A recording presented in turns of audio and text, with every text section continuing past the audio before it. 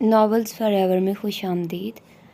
आज के हमारे नावल का नाम है हासिल वफ़ात तुम हो और इसकी राइटर है नीलम रियासत। नीलम रियासत के आजकल नावल से मैं बहुत ज़्यादा ऑब्सेस्ड हो रही हूँ और मुझे बहुत ज़्यादा पसंद आ रहे हैं इनके नावल। तो मैं यही कोशिश कर रही हूँ कि इनके जितने भी नावल्स मुझे मिल रहे हैं मैं उनको पढूँ और आप लोगों को सुनाऊँ। तो यकीनन मेरी तरह आप लोग भी इनके नावल्स को पसंद कर रहे होंगे और आप लोगों को भी इनका अंदाज़े बयां लिखने का स्टाइल पसंद आ रहा होगा, जो कि नो डाउट बहुत अच्छा है और वो बहुत अच्छा लिखती भी हैं। अल्लाह उनको सलामत रखे। तो आइए जल्दी से स्टार्ट करते हैं इनके इस नावल को बगैर किसी देर के। कौन बताएगा कि जब गंजे दरख्तों पर पत्ते उगना शुरू हो जाते हैं तो कौन सा मौसम आता है। 20-21 की तादाद पर मुश्तमिल क्लास बैक वक्त बोली तो आधे बच्चों ने स्प्रिंग का नारा लगाया, आधे चिल्लाए बहार। शाबाश। जब बहार आती है तो क्या होता है। हरे रंग की लॉन्ग स्कर्ट के ऊपर काले और हरे प्रिंट की शॉर्ट शर्ट थी, गले में काला स्कार्फ डाला हुआ था, पैरों में चमड़े का सादा खुस्सा, खुले बाल कमर पर गिरे हुए थे, कुछ हवा के संग अटकलियाँ करते हुए उसके चेहरे के गिर झूल रहे थे। इस दफ़ा वही सवाल अलग अंदाज में किया जिस पर सारी क्लास के हाथ खड़े हुए। वो दरमियान वाली लाइन में मौजूद सनी के फ्रंट डेस्क के साथ टेक लगा खड़े होते हुए बोली, शाज़मा आप बताओ। नीली आंखों वाली 5 साला शाज़मा खुशी से अपनी जगह से उठकर जोश में बोली, जब बहार आती है तब गंजे दरख्तों पर पत्ते उगते हैं। बहुत खूब। और क्या होता है। और हम अपनी नानी के घर जाते हैं और हमारी बिल्ली ने 5 बच्चे दिए हैं। नीली आंखों वाली शाज़मा अभी अपनी तोतली ज़बान में रुके बगैर बोलती जा रही थी। पहले तो सारी क्लास में कहके गूंजे, फिर तजस्सुस ने सर उठाया। कोई बोला 5 बच्चे। शाज़मा ने फ़ख्र से अपना 2 पोनियों वाला सर असबात में हिलाया। एक बोली, उनके दांत हैं। एक बोला, पागल, बिल्ली के दांत होते हैं जिससे वो चूहे खाती है। सवाल करने वाली बोली, बिल्ली के बच्चों के दांत नहीं होते हैं। शाज़मा बोली, उनकी आंखें अभी बंद है और नाक बहुत पिंक है, इसलिए मैंने उनका नाम पिंकी रखा है। लड़का एहतजाज करते हुए बोला, भला लड़के का नाम पिंकी कौन रखता है।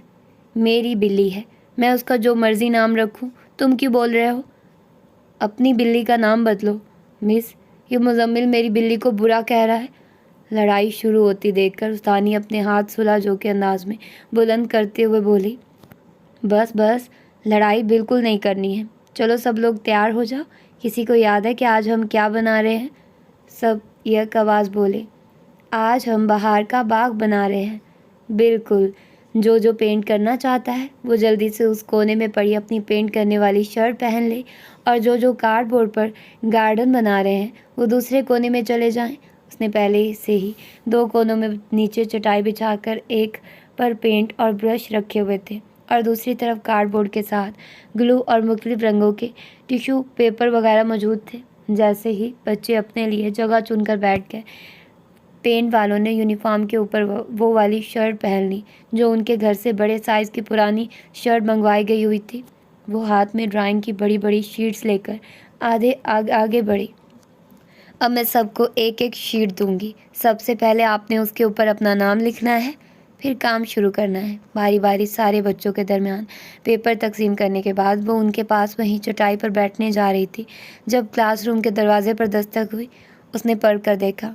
कैंटीन वाली आपा अंदर आते हुए मायने खेज अंदाज में बत्तीसी निकाल रही थी। मिस जी, आपके लिए फूल आए हैं। शायद आपा, मैंने कितनी दफ़ा आपसे कहा है कि आप मेरे लिए आने वाले फूल वगैरह गेट से ही लौटा दिया करें। क्यों जी, फूल अल्लाह की इतनी खूबसूरत तख्लीक, मैं तो ऐसी बेकदरी नहीं कर सकती हूँ।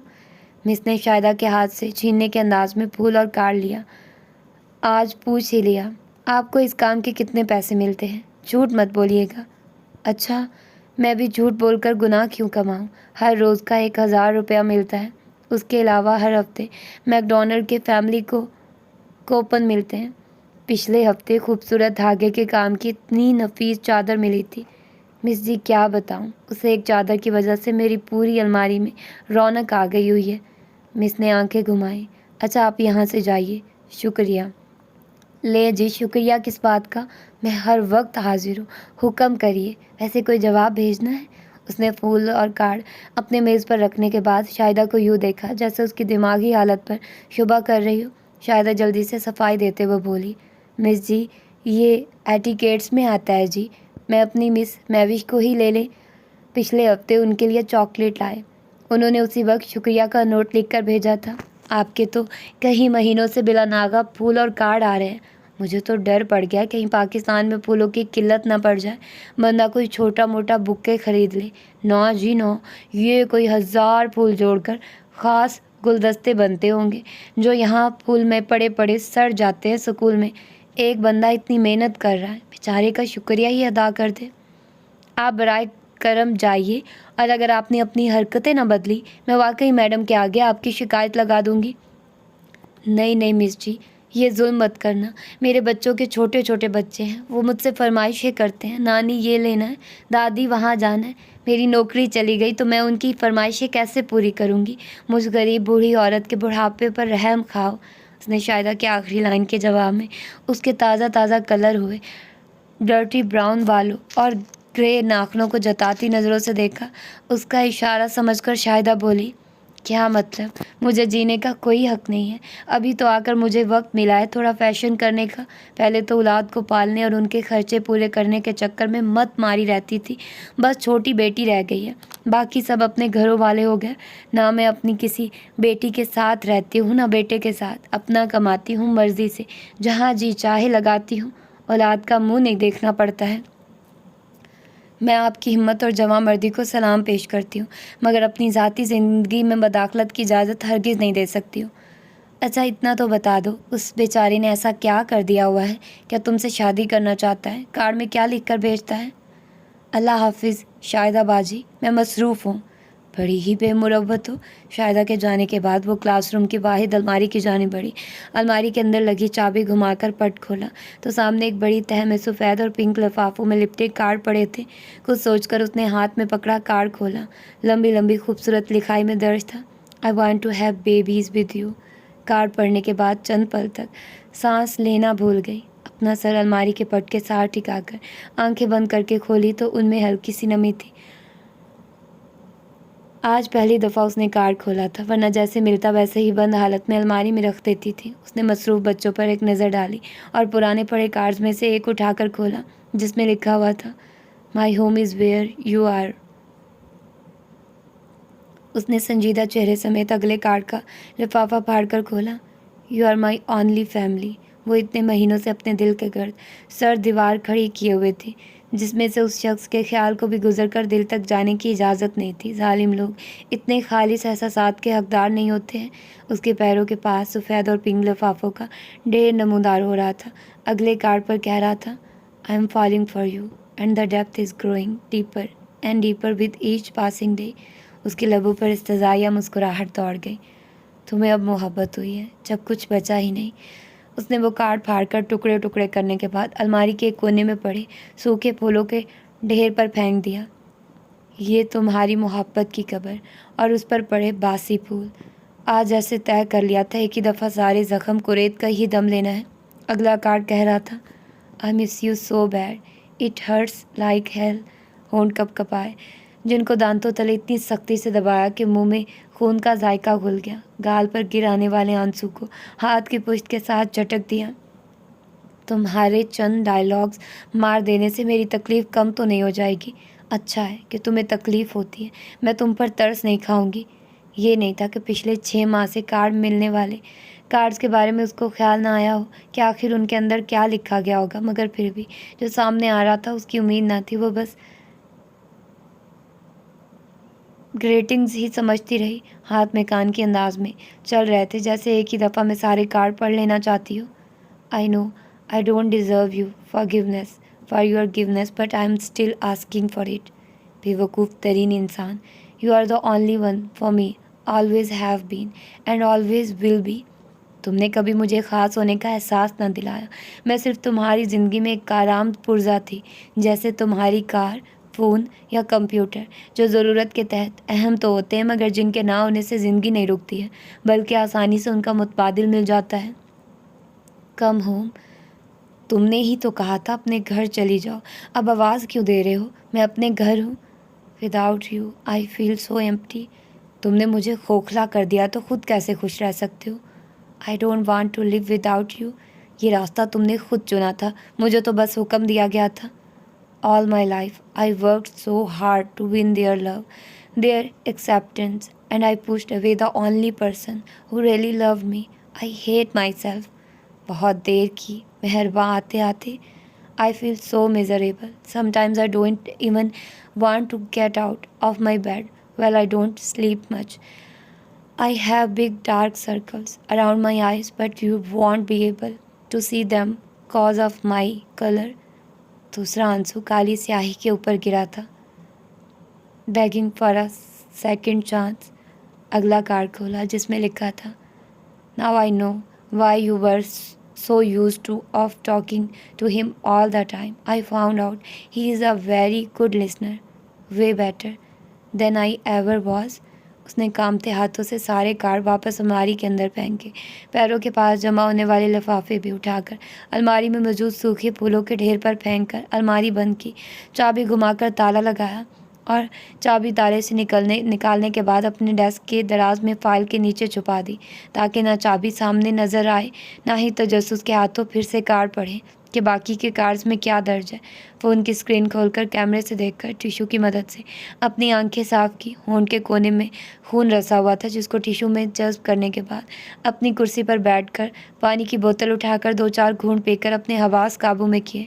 बच्चों के पास जाकर बैठते हुए पक्का इरादा कर चुकी थी कि ना मज़ीद कार्ड पढ़ने, ना ही कबूल करने। दिमाग को कितनी मुश्किल से माजी की भूल भलाइयों से निकाल कर खुद को नौकरी में मसरूफ़ किया हुआ था, ये शख्स उसकी अब तक की कोशिश पर पानी फेर गया।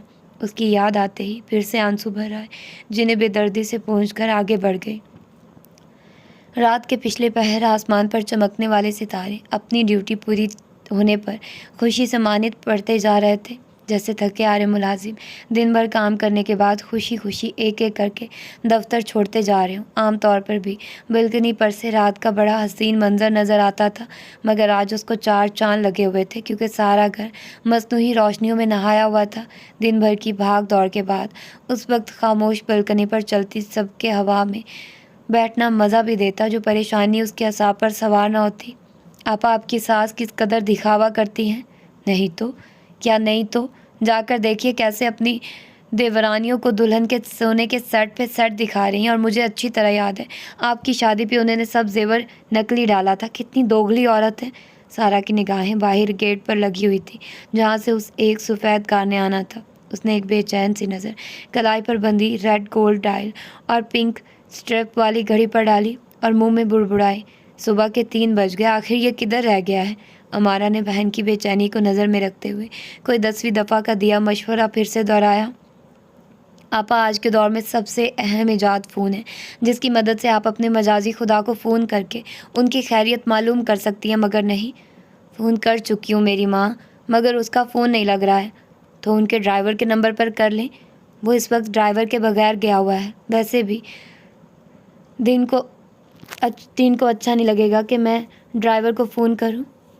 ऐसे उनके अच्छा लगने और ना लगने की फ़िक्र रहती है, जैसे उनको तो आपकी बड़ी परवाह है। अब भी देख लीजिएगा, इंतज़ार करके अपनी जान सूली पे आपने लटकाई हुई है। और अभी दानियाल भाई घर आए ना तो सीधे अपनी ड्रामेबाज माँ के कदमों में सलामी देंगे। और वो जो 9 बजे से पटर पटर बोल रही हैं, भाई को देखते ही उनका बीपी लो हो जाएगा।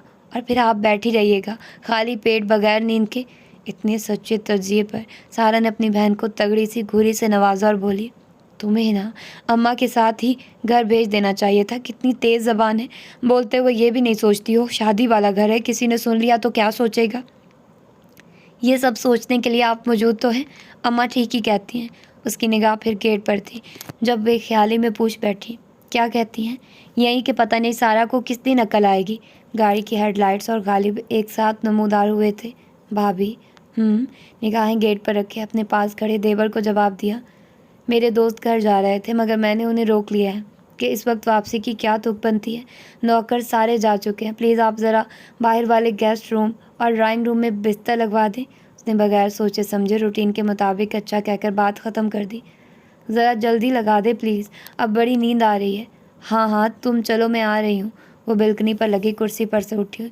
वो गालबन लड़कों का कोई दोस्त था जिसने गेट खोला था। सफ़ेद मर्सिडीज़ गेट से दाखिल हुई, पर चूंकि उसकी मखसूस जगह आज खाली नहीं थी, इसलिए सारा के दिल की परवाह किए बगैर गाड़ी के टायर लॉन की खूबसूरत घास को भी उसके जज्बात की तरह रौंदते हुए जाकर लॉन के दरमियान में रुक गए। गाड़ी का इंजन ऑफ हुआ, फिर हेडलाइट्स बुझी और इसके बाद दरवाज़ा खुला। सारा ने पलकें झपकाए बगैर उसको गाड़ी से निकलते हुए देखा। मसनूई रोशनियों में उसकी जैतूनी रंगत चमक रही थी। दराज कामत भरा हुआ जिस्म, अरमानी के बादामी सूट में उसका असल रंग मज़ीद वाज़ेह हो रहा था। पहली नज़र में उसको देखने वाले उसको फॉरेनर तस्वुर करते थे, मगर जब वो फर उर्दू में बात करता तो सामने वाला हैरत से उसको दोबारा देखता। वो जानती थी कि वो जानता है कि वो हमेशा की तरह उस वक्त भी उसके इंतज़ार में बालकनी पे मौजूद है, पर हमेशा की तरह आज भी तानियाल मुराद ने गलती से भी नज़र उठाकर ऊपर को ना देखा, बल्कि गेट खोलने वाले लड़के के साथ गुफ्तगू शुरू कर दी। सारा ने अपने कंधे सीधे करके सर ऊंचा किया और गहरी सांस खींचते हुए वहाँ से हट गई। अमारा ने बहन के चेहरे की संजीदगी को देखते हुए मज़ीद कुछ ना कहा, जबकि सारा दरवाजे के पास रुकी और पलटे बगैर अमारा को मुखातिब किया। आयमा तुम्हारा इंतज़ार कर रही होगी, जाकर सो जाओ, सुबह नाश्ते पर मिलते हैं। अमारा से रहा न गया तो कह गई, आप पहले डिनर तो कर लें। सारा कुछ कहे बगैर आगे बढ़ गई। अमारा ने पीछे से आवाज़ लगाई, बिस्तर लगाने में मदद कर दूं? जिस किस्म के गालिब और अयूब के दोस्त थे, सारा को तो अमारा से मदद लेने का सोच कर ही झरझरी आ गई। रुक कर मुड़ी और सख्ती से टोक दिया, आयमा के पास जाओ अभी। अमारा ने दोनों हाथ ऊपर उठाकर सुलह का परचम लहराया और आयमा के कमरे की जानिब चल पड़ी, जबकि सारा तेज़ी से सीढ़ियाँ फलांग कर नीचे आई। सास के कमरे से अभी भी बातों की आवाज़ें आ रही थी, मगर एक नज़र अध खुले दरवाजे से अंदर देखने पर अंदाज़ा हो गया था कि अब कमरे में पहले सा रश नहीं था। उसकी चच्ची सास और खाला सास वगैरह साथ वाले कमरे में सोने के लिए जा चुकी थी। वो पहले से ही सबको दूध के गिलास दे चुकी थी, इसलिए बेफिक्र होकर स्टोर रूम के जाने बढ़ गई। नौकरानी की मदद से पहले से ही उसने बिस्तर निकलवाकर एक चारपाई पर रखवा दिए होंगे। एक साथ 2-3 साफ सुथरे कवर में लिपटी हुई रज़ाइयाँ उठाकर गेस्ट रूम की जानिब गई। अंदर से बेहंगम कहको और मौसीकी की आवाज़ें आ रही थी। उसने वहीं खड़े होकर दरवाज़ा खटखटाया। जैसे ही दरवाज़ा खुला, धुएं और शराब की बदबू ने स्वागत किया। वो कमरे के अंदर गई, बल्कि सपाट चेहरे के साथ दरवाज़ा खोलने वाले की शक्ल देखे बगैर रज़ाइयाँ दरवाजे के बीच ही रखकर वापस पलटते हुए बोली, गालिब आकर बता दो मज़ीद कितने बिस्तर और चाहिए हैं। उसके पीछे किसी लड़के ने गालिब से कहा, यार तुम्हारी भाभी ना लैम्प से निकला हुआ जिन मालूम होती हैं, जब भी ज़रूरत हो फर्श से मंजर पर नज़र आ जाती हैं। दानियाल भाई के भी ऐश हैं यार। ये आखिरी लाइन हॉल में मौजूद दाखिल होते डैनियल के कानों में भी पड़ी थी। उसने वहीं से एक अचरती सी नज़र बात करने वाले पर डाली, दूसरी उस पर डाली जिसके बारे में बात की जा रही थी। कारे वेलवेट के सूट के ऊपर हमरंग बड़ी सी शॉल में लिपटी वो स्टोर रूम की जानिब जा रही थी। अगले पल वो माँ के कमरे के जाने बढ़ गया। वो उसकी खुशबू से उसको पहचानती थी। मुड़कर देखने और तस्दीक करने की ज़रूरत ही नहीं थी कि वो हॉल से होता हुआ माँ के कमरे की जानिब जा रहा है। लड़कों के बिस्तर पूरे करने के बाद उसने एक नज़र लड़कियों के कमरे में डाली। वहाँ भी हल्की आवाज़ में म्यूज़िक बज रहा था। नीचे कारपेट पर बड़े मैट्रेसेस पर बैठी आयमा की दोस्तें और कज़न्स थी। कुछ मेहंदी लगा रही थी, कुछ फ़ोन पर मसरूफ़ थी, और उन सब के दरमियान मेज़बान साहिबा खराटे भर रही थी। आयमा को गठरी बने पड़ी देखकर सारा के सख्ती से भिंचे लब फैल गए। कमरे के अंदर आ गई। कंबल खोलकर अच्छी तरह आयमा पर डालने के बाद, उसके सर पर बोसा लेने के बाद दरवाजे की जानिब जाते हुए पूछने लगी, प्यारी लड़कियों कुछ चाहिए तो नहीं है? भाभी सब कुछ है, बस आपकी कमी है। अपनी चचा जान नंद की फरमाइश पर मुस्कुराते हुए उनका दरवाज़ा बंद करके नीचे आ गई। निचली सीढ़ियों पर थी जब सास की आवाज़ कानों से टकराई। वो उसी को बुला रही थी। सीधी उसी तरफ गई। उसने कमरे में कदम रखे ही थे कि उस वक्त नादिया बेगम शुरू हो गई, बहू ज़रा आइमा से बोलो ये बर्तन तो यहाँ से उठा ले। क्या ही फोड़ हरकत है, मेहमानों को दूध देने के बाद यूँ गायब हुई है कि कहीं तुम्हें देखकर कोई काम ही ना कह दूँ। मैं बिस्तर कर रही थी। उसने सारे ग्लास इकट्ठे करके ट्रे में रखे और कमरे में से निकलने से पहले एक नज़र उस पर डाली जो सर झुकाकर माँ के पैर दबा रहा था। गहरे स्याह बाल, चौड़े कंधे, बड़े बड़े हाथों की लंबी लंबी मजबूत उंगलियाँ, साफ़ सुथरे सफ़ेद नाखून। किचन में ग्लास काउंटर पर रखने की बजाय उसने वही सिंक के पास खड़े होकर ग्लास धोने शुरू कर दिए। हालांकि इसकी ज़रूरत नहीं थी क्योंकि सुबह 6 बजते ही काम वाली आ जाती थी। जिसके ज़िम्मे घर के बर्तन और कपड़े धोना था। बाकी सफाई वाली 10 बजे के करीब आती थी अपनी सोचों से फरार हासिल करने के लिए। सख्ती से लब खींचे वो एक के बाद एक गिलास धोती चली गई। अंदाज़ा भी ना हुआ कि वो कब आकर दरवाजे में रुका था। उसकी आवाज़ पर चौंकी, हाथ से गिलास नीचे गिर गया। इस अमल में 2 गिलास आपस में टकराए और एक का कांच टूटकर बिखर गया। वो पेशानी पर बल लिए कह रहा था, आज मम्मी को दवा वक्त पर क्यों नहीं दी? जानती हो ना, ज़रा सी ऊंच नीच हमारे हो जाए तो उनकी तबीयत नहीं संभलती है। जी क्या जी? वो अपने जज्बात छुपाने में इस कदर माहिर हो चुकी थी कि सामने खड़े शख्स को आज तक सारा के अंदर होने वाली जंग का अंदाज़ा ही ना हो सका था। वो समझता था वो भी उसकी तरह बड़े ठंडे मिजाज की, गुस्सा वगैरह करना सारा की फितरत में नहीं था। जबकि वो अपने अंदर उठते जवार भाटे के मुंह पर ताला लगाकर बड़े तहम्मुल से बोली, जी आइंदा ख्याल करूँगी। मैं ये लाइन सुन सुनकर थक चुका हूँ सारा, और मैं तुम्हारा मम्मी नामा सुन सुनकर थक चुकी हूँ। तुम जानती हो मम्मी के हवाले से मैं कितना जज्बाती हूँ। मुझे हर वक्त उनकी फ़िक्र रहती है। ये बात मुझसे बेहतर कौन जान सकता है। अभी जब तुम्हारी माँ आइमा को बुलाने का कह रही थी, क्या था जो तुम कह देते, मम्मी आइमा कब से काम करने लगी है, जो आप मुझे जताने के लिए उसको बुला रही हैं। तुम इतनी बड़ी बड़ी आंखें रखते हुए भी अंधे क्यों हो? मुझे समझ नहीं आती मम्मी कुल वक्ती मुलाजमा के ख़िलाफ़ क्यों है। क्योंकि ऐसा करने से उनको मेरी जान जलाने का कम मौका मिलेगा।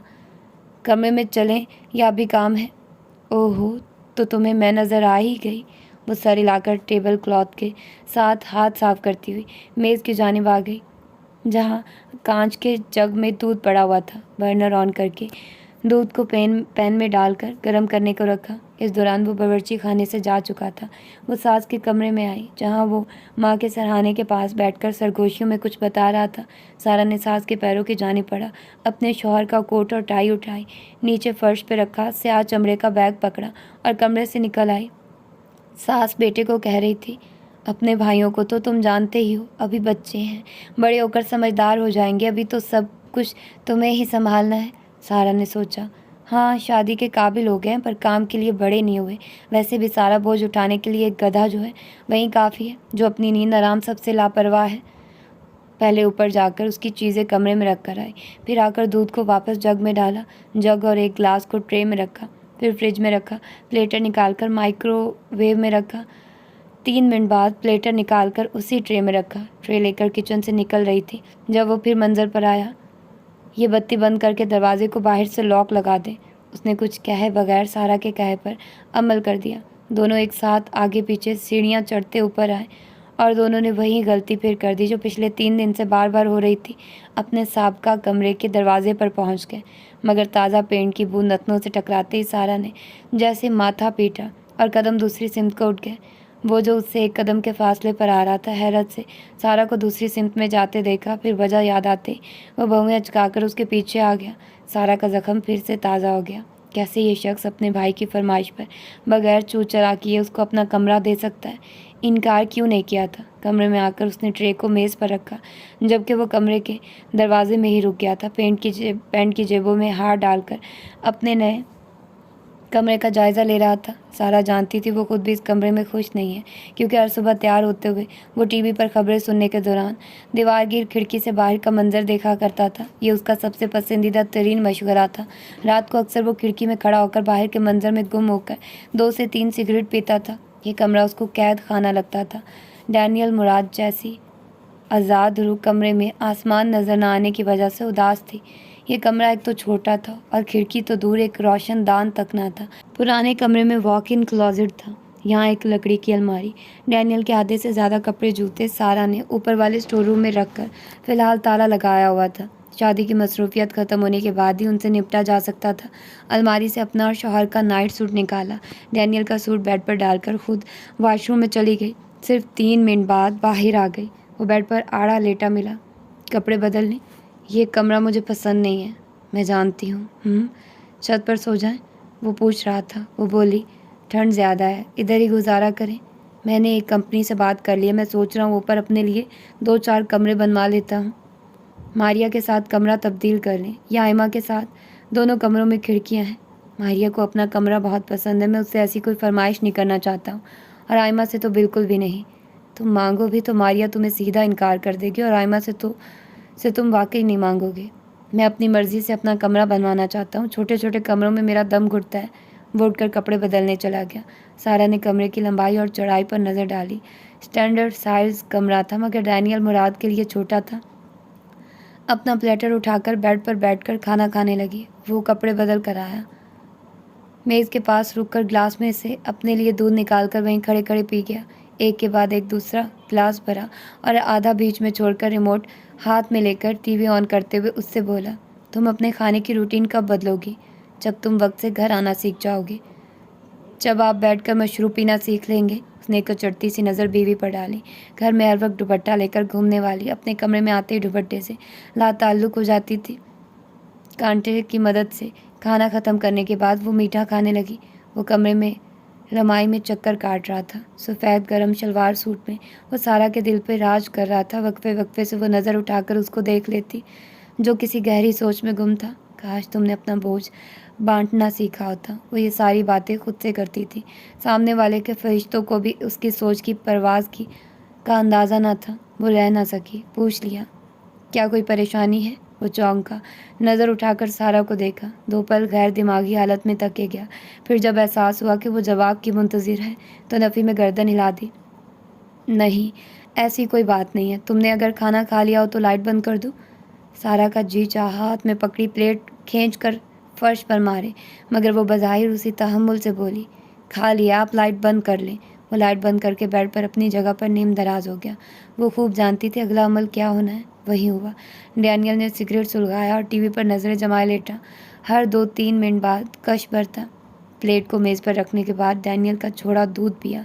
जाकर वॉशरूम से हाथ धोने के साथ साथ वज़ू करके आई और कमरे का दरवाज़ा पूरी तरह वाह करने के बाद छोटी मेज़ के नीचे रखा नमाज में निकाल कर किबला रुख को बिछाया और फजर की नीयत बांध कर खड़ी हो गई। 10 मिनट बाद दुआ मांग कर उठी और शौहर की जानिब पुश्त करके लेट गई, मगर सर उसी के बाजू पर रखा।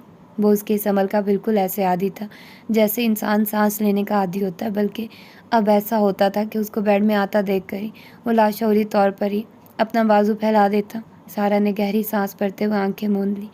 आज का सारा दिन जितना मसरूफ़ गुजरा था, अभी अगले कुछ दिन तक यही सब चलना था।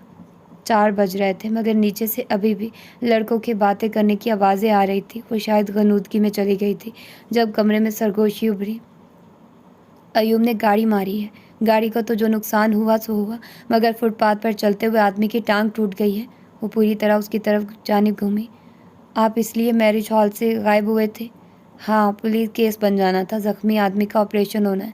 मैंने सारे अखराजात दे दिए हैं। इसके अलावा पुलिस केस फाइल न करने से रोकने के लिए काफ़ी बड़ी रकम देनी पड़ी है। उसके बात करने का अंदाज़ इस कदर नरम और धीमा था, परेशानी की बात करते हुए भी ऐसा लगता जैसे रोमानवी कहानियाँ सुना रहा हो। कितनी देर चुप लेटकर बाहर से छन कर आती रोशनी में उसके सरापे को खोजती रही। फिर उसी के अंदाज में पूछा, मगर अयूब तो सारा वक्त हॉल में था, उसके बाद घर पर रहा, वो आपके साथ क्यों नहीं गया? मैंने खुद उसको वहाँ से भेज दिया था, क्योंकि अगर वो उसको मौके पर पकड़ लेते तो मुश्किल हो जाती। अगर आपको पकड़ लिया जाता तो? मैं मुजरिम थोड़ी हूँ। हाँ, ये भी है, आप तो उनके निजाते दंदा हैं। कमरे में खामोशी छा गई। सारा ने हाथ बढ़ाकर अंधेरे में सुलगती सुर्ख चिंगारी को छूना चाहा, मुंह से सी निकल गई। डैनियल ने चौंक कर अपना हाथ उसकी पौंध से दूर किया।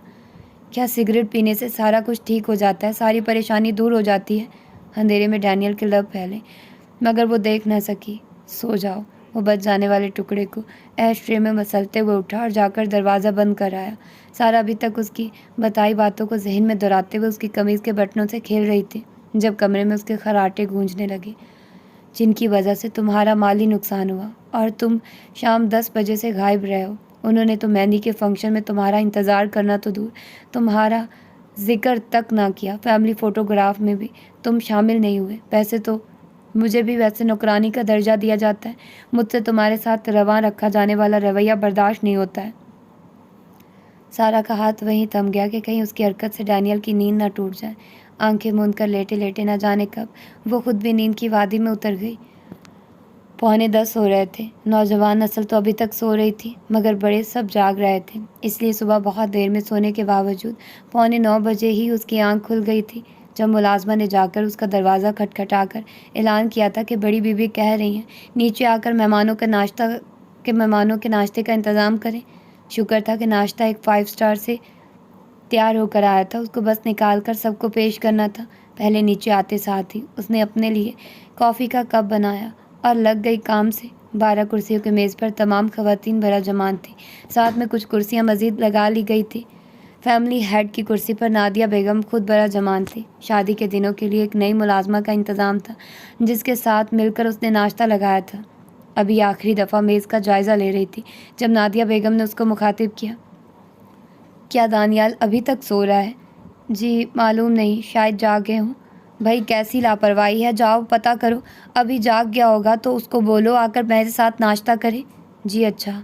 वो सीढ़ियाँ चढ़कर ऊपर आए। अपने साबका और गालिब के हालिया कमरे से कमरे में डेकोरेशन वालों को देखा और दिमाग में नोट बनाया कि उनको नाश्ता करवाना है। अपने कमरे में आई, बत्ती बुझी हुई थी मगर सिगरेट जल रहा था। उसका दिल जलकर राख ही हो गया। आगे बढ़कर उसके हाथ से उस जहर को पकड़कर ऐश में ट्रे में मसल दिया और बत्ती जला दी। वो बोला, ये कमरा ज़रा भी साउंड प्रूफ नहीं है। इतना शोर न जाने कहाँ से आ रहा है इतनी सुबह। ड्रिलिंग कौन उल्लू कर रहा है? गालिब के कमरे की डेकोरेशन हो रही है। आपको मम्मी नीचे बुला रही हैं। उनका कहना है कि नाश्ता उनके साथ करें। वो फ़ौरन बेड छोड़कर वॉशरूम की तरफ जाते हुए बोला, हाफ वाइट सूट निकाल दो। मगर मैंने तो ब्लू वाला तैयार किया हुआ है। ओके, कभी तो अपने लिए ज़िद किया करो। किस कदर आसानी से अगले की बात मान लेते हो। उसने अलमारी में लटके कपड़ों में से हाफ वाइट सूट निकाल कर हैंगर को खूंटी पर लटकाया। ड्रेसिंग टेबल के दराज से हाफ वाइट के साथ ब्राउन कफलिंग्स निकाल कर ड्रेसिंग के ऊपर रखे। जूतों के रैक से ब्राउन जूते निकाले। निचले दराज से जुराबें बरामद की। उसका सारा सामान सेट करने के बाद नीचे आ गई। उसको देखते ही मम्मी बोली, कहाँ रह गई हो? ये खाला से पूरी नहीं खाई जा रही है, इनको ताज़ा फुल्का तो बना दो। खाला वो जो हॉट पॉट आपके सामने रखा उसमें फुल्के ही हैं। मैं जानती थी आपको ना नान पसंद है ना ही पूरी, इसलिए रोटियां भी रखी। अरे जीती रह बेटी, कितनी सआदतमंद बेटी हो। अल्लाह गोद हरी करे, बस यही कमी रह गई है। सारा गहरी सांस खींचते हुए किचन के जाने बढ़ गई कि अब सबको नया मौजू मिल गया, खूब तबसरा होना है। हाय नादिया, वैसे तो तुम बड़ी तेज़ बनती हो, बहू को कहीं डॉक्टर के दिखाना था। आखिर इतनी देर क्यों हो रही है? बस खाला क्या कहूँ, मेरा तो अपना दिल बड़ा उदास होता है। मेरे दानी के बच्चे हो, घर में रौनक आ जाए, मगर जो अल्लाह को मंजूर, आ जाएंगे जब आना होगा। किचन की तरफ जाते हुए सहारा के मुंह पर तंजिया मुस्कुराहट उभर कर अगले पल गायब हो गई। उसने डेकोरेशन वालों के लिए खाना निकाल कर मुलाजमा के हवाले किया। ऊपर वाले ड्राइंग रूम में खाना लगवा कर डेकोरेशन के लिए आने वालों को खाने का कह दो। जी बाजी, ये सारे डोंगे लेकर जाने हैं? हाँ, बल्कि इससे बोलो तुम्हारी मदद कर देती है। इसके बाद आकर खुद भी खा लो। जब तक बर्तन वगैरह फारिग हो तुम लोग अपने घर नाश्ता दे आना, ठीक है? जी बाजी। दोनों तेज़ी से काम पे लग गई। वो बाहर आई तो मालूम हुआ साहब जी तशरीफ़ ला भी चुके थे। अपनी वालदा के पहलू में बड़ा जमान थे। माँ बुलाए और तुम देर लगाओ, हो ही नहीं सकता है। मेज़ के पास आने पर दरहम भरी नज़रों का शिकार होने पर पता चला कि अभी तक वहीं ज़ेरे मौजूद थी। मज़ीद सास जी फरमा रही थी, बस मैंने तो जल्दी जल्दी में रिश्ता कर दिया था, ऐसी गलती जिस पर रोज़ पछताती हूँ। भला ये लोग हमारे हम पला थोड़ी थे। सारा की उम्र निकल रही थी, माँ बाप इतनी टेंशन में थे, इधर मुझ पर इतना प्रेशर था। सारी बरादरी में लोग तरह तरह की बातें बना रहे थे। कोई कहता नादिया ने दानियाल को अपना बेटा नहीं समझा। अपना समझती तो कब की उसकी शादी कर चुकी होती। 29 साल का हो गया, मगर दौलत के लालच में उसकी शादी नहीं करती है कि कहीं उसका घर न बन जाए। सारा खाली हुआ सालन का बर्तन उठाकर किचन की तरफ चली गई। सास अपने मसनूई आंसू बरीज की गर्म चादर के साथ साफ कर रही थी। किसी ने बताया जी फलां जगह एक लड़की है, पढ़ी लिखी है, प्यारी है। बस मैंने जाकर देखा, इतना गोरा तो सारा का रंग है। बच्चों ने वही कह दिया यही हमारी भाभी बनेगी। अब सोचती हूँ तब उम्र वगैरह ही पूछ लेती, बुढ़ी ही उठा कर आई है। अब औलाद का मसला बन गया है। सालन लेकर वापस आई और बस एक चढ़ती सी नज़र शौहर पर डाली, जो ऐसे पुरसुकून बैठा था जैसे वहाँ मौजूद ही ना हो। ये औरत जो कुछ कह रही है ना, इसमें सब तुम्हारा कसूर है। मुझे इन लोगों से शिकवा नहीं है, मुझे तुमसे शिकवा है। मेरे तो तुम हो, ये तो नहीं है। वो वापस पलट रही थी जब डैन ने उसको मुखातिब किया, सारा ये अंडे ठंडे हो गए हैं, प्लीज़ गर्म कर दो। कमीना प्लीज़ कहकर दिल पिघला देता है। जी अच्छा। उसके सामने बड़ी प्लेट लेकर अंडे गर्म करने चल पड़ी। अरे बेटा, सारा मेज़ भरा हुआ, ये पाए लो, हलवा पूरी लो, खाली अंडे क्यों खा रहे हो? वो मुस्कुराया, सफ़ेद बेदाग दांतों की बत्ती सी निकाल कर। अगले पल चुप हो गई। सारा ने गर्दन वापस सीधी कर ली। खाला, मेरा दानियाल ज़्यादा भारी खुराक नहीं लेता है। सर्दियों में सुबह के वक्त 2 अंडे और साथ में चाय या दूध का गिलास बस, और गर्मियों में फ्रूट जूस, दही वगैरह। आपने देखा नहीं, माशाल्लाह 32 का हो गया, मगर जिस्म पर एक औंस चर्बी का नहीं है। नादिया की जेठानी तब से सुन रही थी, अब बोल ही उठी। हाँ भाई, ये तो है, अल्लाह बुरी नज़र से बचाए। वैसे नादिया, तुम्हें अब अफसोस तो होता होगा कि कहीं क्यों सौतन के बेटे को इतना अरसा कबूल ना किया। अब देखो, वही बेटा जिसको तुम हबशी, काला कलोटा और न जाने क्या क्या कहती थी, आज उसी बेटे ने तुम्हें मलका बना दिया हुआ है। अल्लाह बख्शे, जब भाईजान फौत हुए थे तब क्या हालात थे, सर पर छत अपनी थी, बाकी कुछ भी ना था। दानियाल की मेहनत का समर है जो आज तुम्हारी औलाद लाखों करोड़ों में खेल रही है। मुझे आज भी याद है, तुम आम सी दुकानों से लॉन और कॉटन के कपड़ों लेकर पहना करती थी। आज तुम्हारा एक भी जोड़ा 20-25 से कम का नहीं होता है। मैं तो कहती हूँ, दानियाल जैसी औलाद अल्लाह हर किसी को दे। नादिया का अगर बस चलता ना तो वो अपनी जेठानी को काले पानियों की सज़ा सुना देती। वो बुरे हाल से मुस्कुरा रही थी और दिल में अफसोस भी हुआ, क्यों इन कम ज़रफ़ों को शादी पर बुलाया है। वो तो अपनी अमारत दिखाने के लिए सबको इकट्ठा किए हुए थी, सबको जेवर कपड़ा दिखाकर मरूब करने को, मगर दानियाल के सामने इतनी सच्ची बातें हो जाएंगी इसकी उम्मीद ना थी। इसीलिए तो वो आम तौर पर अपने ससुरालियों से इतना मिलती मिलाती ना थी। ये तो मारिया बदतमीज़ की भी जिद थी कि सबको बुलाकर जलाना है, और जेठानी की बातों ने साबित कर ही दिया कि जलकर राख हो चुकी है। वो मसनूई मुस्कुराहट सजाए सुन रही थी जब दानियाल ने बोलकर बात ही ख़त्म कर दी। ताई अम्मी, मैं आज जो कुछ भी हूँ अपनी माँ की दुआ से हूँ। इनकी दुआ मेरे साथ ना होती तो मेरी क्या हैसियत थी। हाँ बेटा, ये भी तुम्हारी कामयाबी की निशानी है कि तुम एक सादतमंद बेटे हो। अपनी मेहनत का सेहरा सौतेली माँ के सर पर रखते हो, वरना आज की सगी औलाद भी ज़रा सा खाने क्या लग जाए मुंह फाड़ कर कहती है, सब कुछ हमने खुद किया है, हमारे माँ बाप ने हमारे लिए क्या ही किया है। अंडों के साथ एक प्लेट में ताज़ा खजूरें उसके सामने रखी। सारा को शुक्रिया कहकर वो खाने में मसरूफ़ हो गया। एक एक करके नाश्ता करके ख़त्म करके लोग वहाँ से उठते गए। नादिया ये बात सबके सामने करना चाहती थी, मगर जेठानी ने मूड ही गारत कर दिया। इसलिए अकेले होने के बाद दानियाल से मुखातिब हुई। कल का सुनार का बिल आ गया हुआ है, वो खुद जेवर देने आया था, मगर तुम मसरूफ़ थे इसलिए तुमसे ना मिल सका। अच्छा, कितना बिल है? आप मुझे कॉल कर देती, मैं पेमेंट कर देता। देखो बेटा, जब मेरी शादी हुई थी मेरी सास ने मुझे 100 तोला सोना दिया था, जो हमारे मुश्किल वक्त में बड़ा काम आया। तुम्हारी शादी पर तो हमारे ऐसे हालात नहीं थे कि बहुत लंबे चौड़े खर्चे करते। उसने माँ के हाथ पर अपने हाथ का दबाव डालकर उन्हें खामोश करवा दिया। आप मेरे सामने ऐसे मत बोला करें। आपको 100 तोला सोना दिया गया था तो आप अपनी बहू के लिए 200 तोला बनाएं। मुझे बस इतना हुक्म किया करें कहाँ देने हैं और कितने देने हैं। मैं और किस लिए कमाता हूँ? ये सब आपके लिए ही तो है, आपका ही तो है। लोग क्या कहते हैं, उनकी बातों की कोई हैसियत नहीं है। जिस दिन मुझे ऐसा लगेगा ना मम्मी कि पता नहीं मैं आपकी तमाम ख्वाहिशात भी पूरी कर पाता हूँ कि नहीं, मुझे सारी रात नींद नहीं आती है। अगले दिन मैं वक्त से पहले ऑफिस पहुँच जाता हूँ ताकि आपको कभी किसी चीज़ की कमी ना आए। जहाँ तक रही सोनार की बात, आप टेंशन ना लें, उसकी रकम आज उसको मिल जाएगी। नादिया के मसनूई आंसू फिर से निकल आए। किचन में खड़ी सारा खिड़की के ज़रिए सारा ड्रामा देख रही थी। अंदर तक खामोशी उतर गई।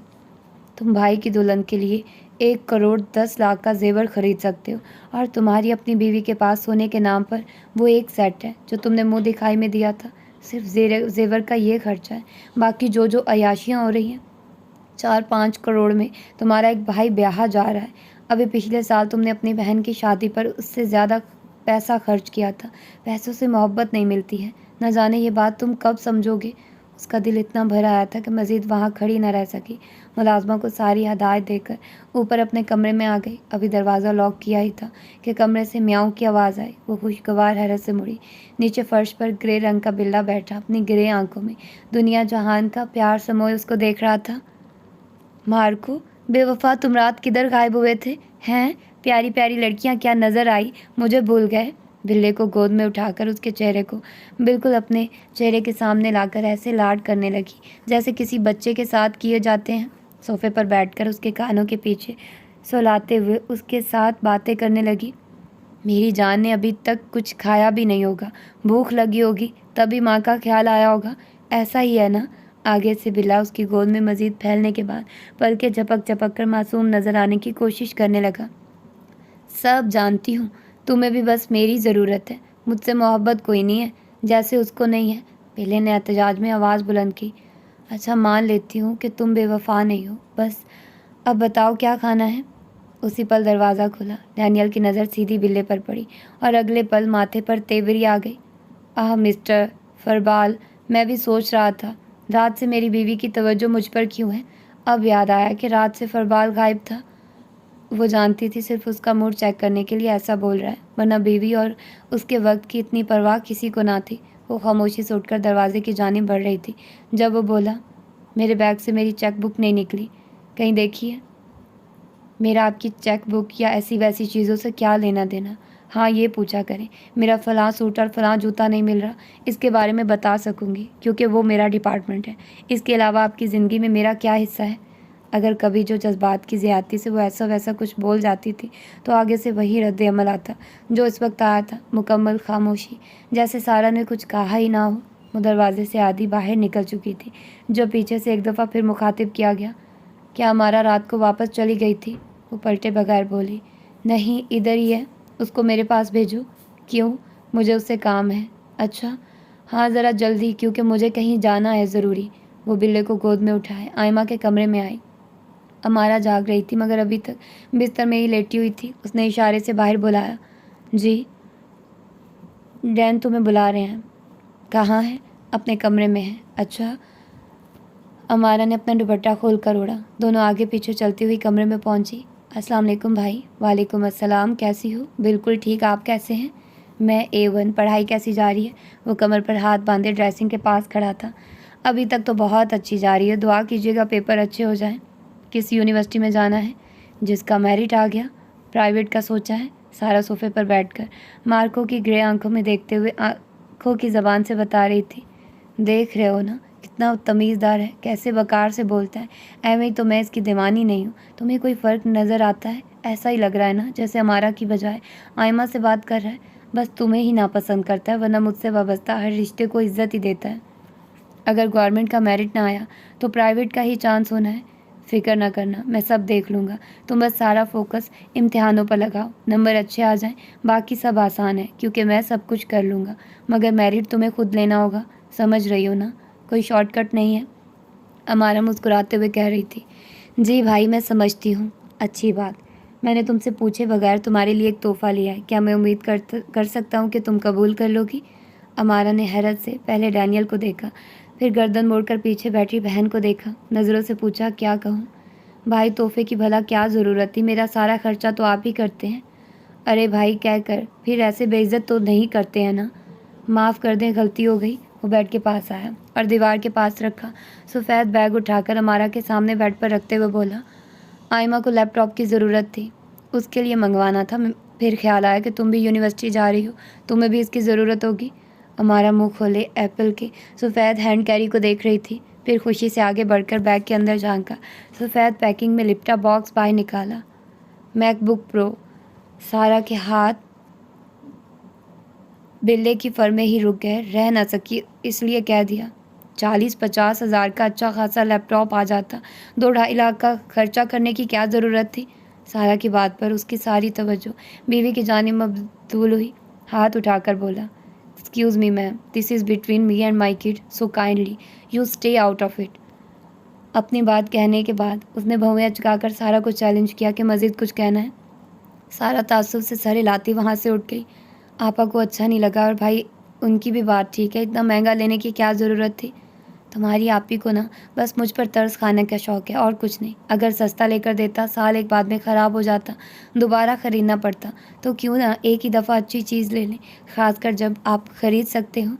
हाँ, आपकी बात भी ठीक है। तुम अपने नए लैपटॉप की खुशी इंजॉय करो, बाकी सब छोड़ दो। शुक्रिया भाई, सच में आप दुनिया के बेहतरीन भाई हैं जिसकी हर बहन ख्वाहिश कर सकती है। ये मैं इसलिए नहीं कह रही हूँ कि चूँकि आपने मुझे नया लैपटॉप दिलवाया है, आप हैं ही बेहतरीन इंसान और मैं बहुत खुशकिस्मत हूँ जो सारा आपा के ज़रिए अल्लाह ने आपको मेरा भाई बनाया है। उसने सर को झुकाकर शुक्रिया अदा करते हुए कहा, बहुत शुक्रिया यंग लेडी, अब आप जा सकती हैं क्योंकि मुझे कुछ फ़ोन कॉल्स करनी है। जी, एक दफ़ा फिर से शुक्रिया। हमारा बैग और बॉक्स लेकर कमरे से निकल गई। डैनियल वहीं खड़ा कितनी देर तक फर्श पर गैर मरई नुक्ते को देखता रहा, फिर दीवार की जानिब देखा और खिड़की नज़र न आने पर अपना बैग और फ़ोन पकड़कर कमरे से निकल आया। दूल्हा दुल्हन स्टेज पर बैठे हुए थे। सारी फैमिली उनके साथ थी। गालिब पर टूटकर रूप आया हुआ था। वैसे भी पठान माँ बाप की औलाद था। सुर्ख सफ़ेद रंगत चारों बहन भाइयों को विरासत में मिली हुई थी। तीखे नैन, नक्श खड़ी नाक उनकी पहचान थी। मारिया ने जब से बालों को ब्लॉन्ड डाई करवाया था, अपनी नीली आंखों समेत, वो तो लगती ही अंग्रेज़ थी।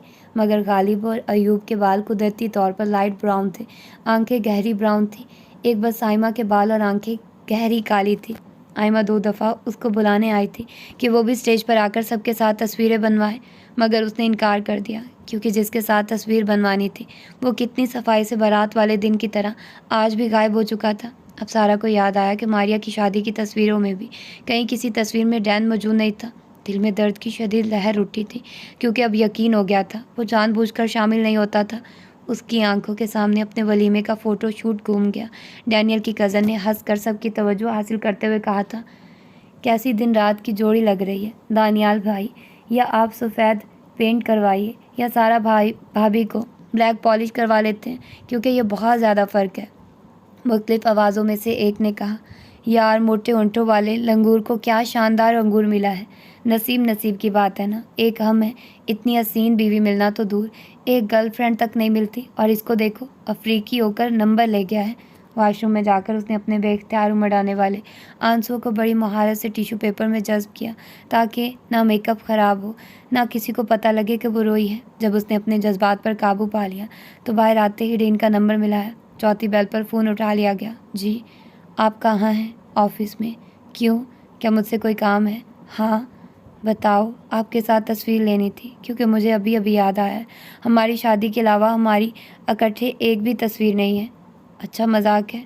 टीन में संजीदा हूँ, और जब उसको इस नाम से पुकारती थी दिल में उतरती थी, मगर वो अपने दिल के गिर्द किला बना चुका था। Well Mrs Daniel Murad, one thing you should have known by now, that I don't take part in stupid activities. Also, please don't mind, I am a little busy. We'll talk later, bye. उसका जवाब सुनने से पहले ही वो call बंद कर चुका था। वो बुड़बुड़ाई, very well mister Daniel, very well.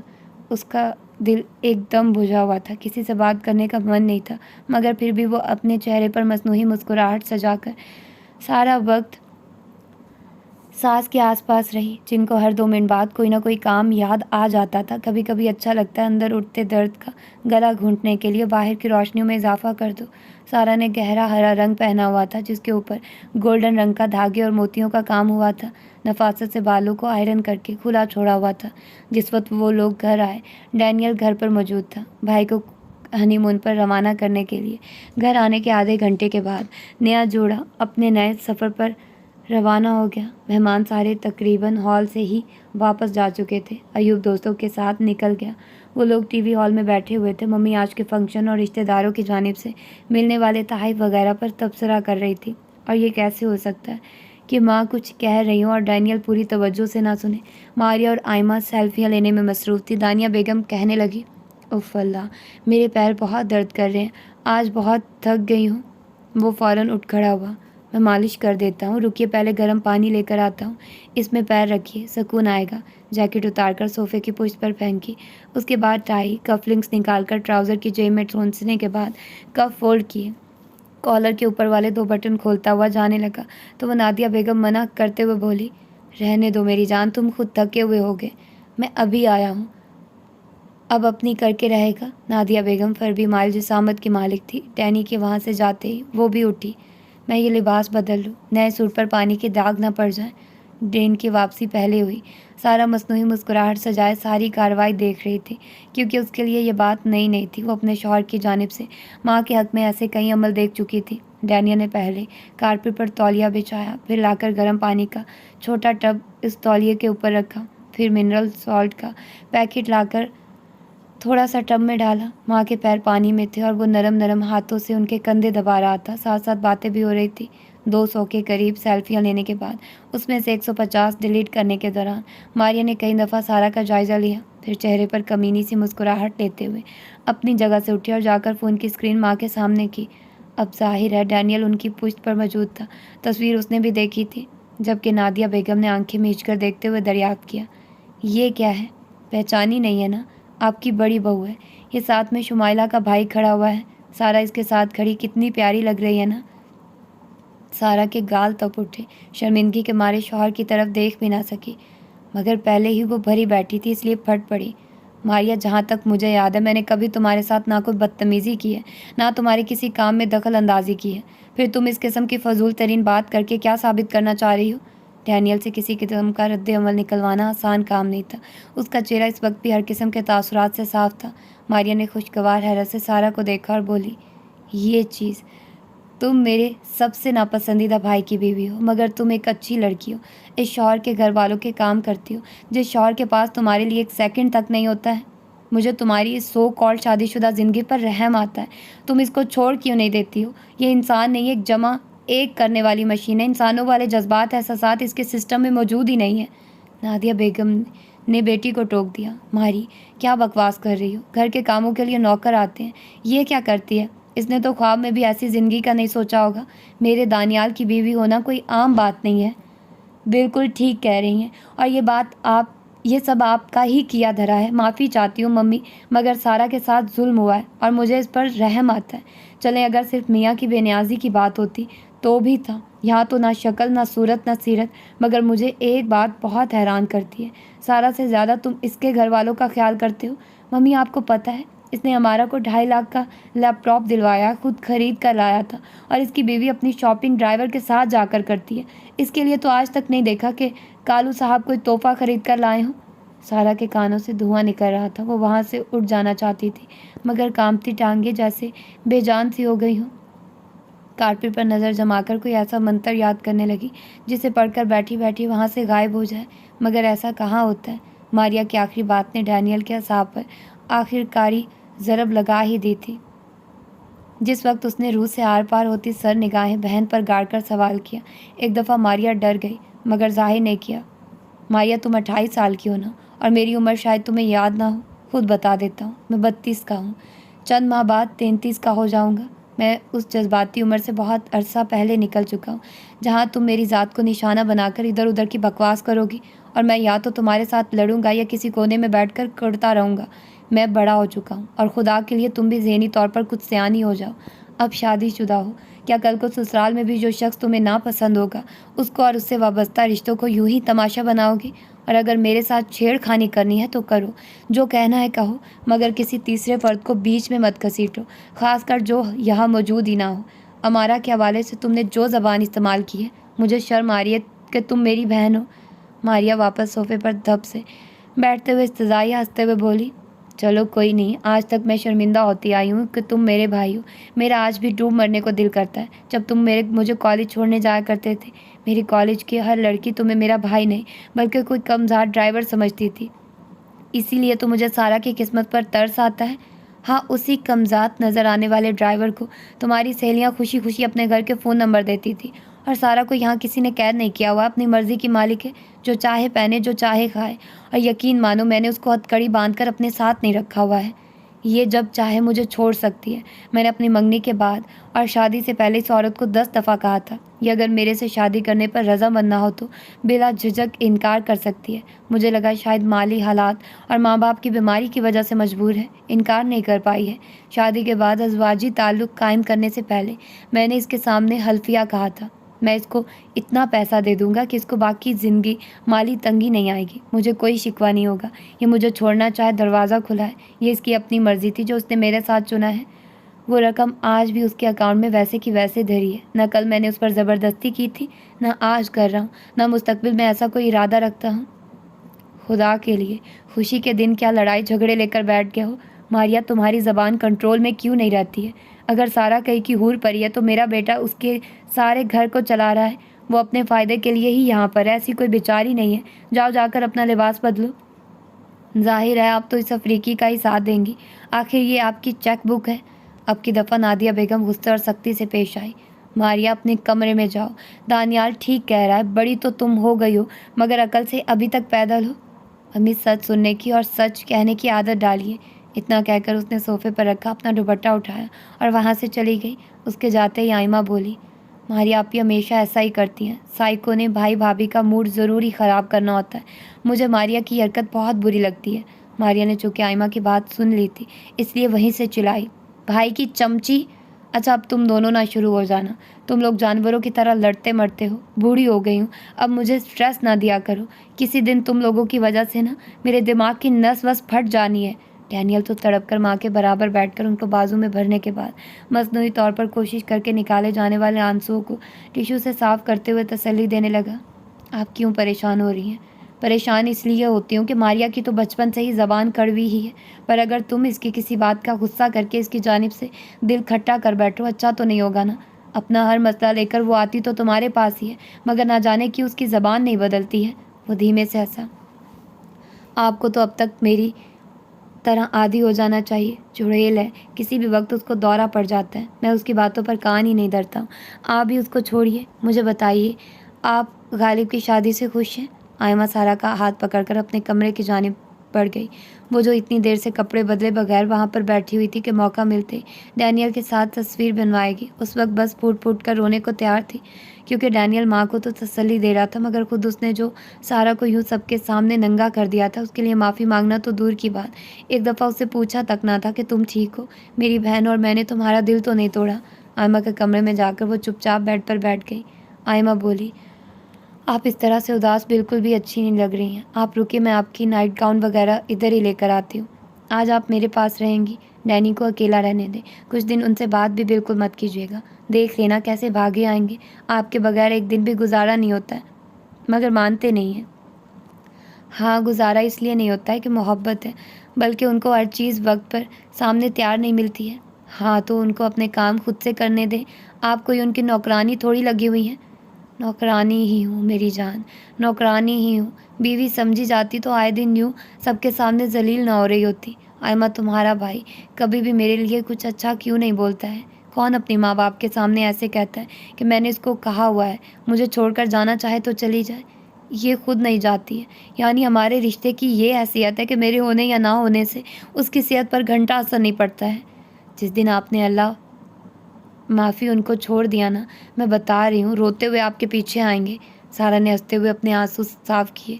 मेरी जान, तुम ना हमेशा यूं ही खुशाइन बातें करके मुझे नॉर्मल करती हो। मैं आपके कपड़े लाती हूँ, आप इधर चेंज करें, दोनों इकट्ठे मूवी देखते हैं, फिर आप यहीं मेरे पास सोएंगी। नहीं, तुम मत जाओ, मैं वहीं जाकर बदल आती हूँ, तुम्हारे भाई के कपड़े भी निकाल आऊँगी। देखा, आपकी इन्हीं बातों ने उनको सर पर चढ़ाया हुआ है। खबरदार, जब तक वो माफ़ी नहीं मांग लेते आप उनके किसी काम को हाथ नहीं लगाएंगी। बज़ाहिर तो 6 फुट से लंबा इंसान है, मगर कहीं मामलात में वो बिल्कुल बच्चे हैं। हर चीज़ निकाल कर सामने रखनी पड़ती है, वरना एक सूट निकालने के चक्कर में सारी अलमारी उल्ट पुल्ट कर दी जाएगी और वो मुझे ही साफ़ करनी पड़ेगी। जो मर्ज़ी हो जाए, आप यहाँ से नहीं हिलेंगी। वो रिमोट उठाकर नेटफ्लिक्स पर अच्छी सी कॉमेडी निकाले। मैं अभी आई। आयमा, तुम भी कोई कम ज़िद्दी नहीं हो।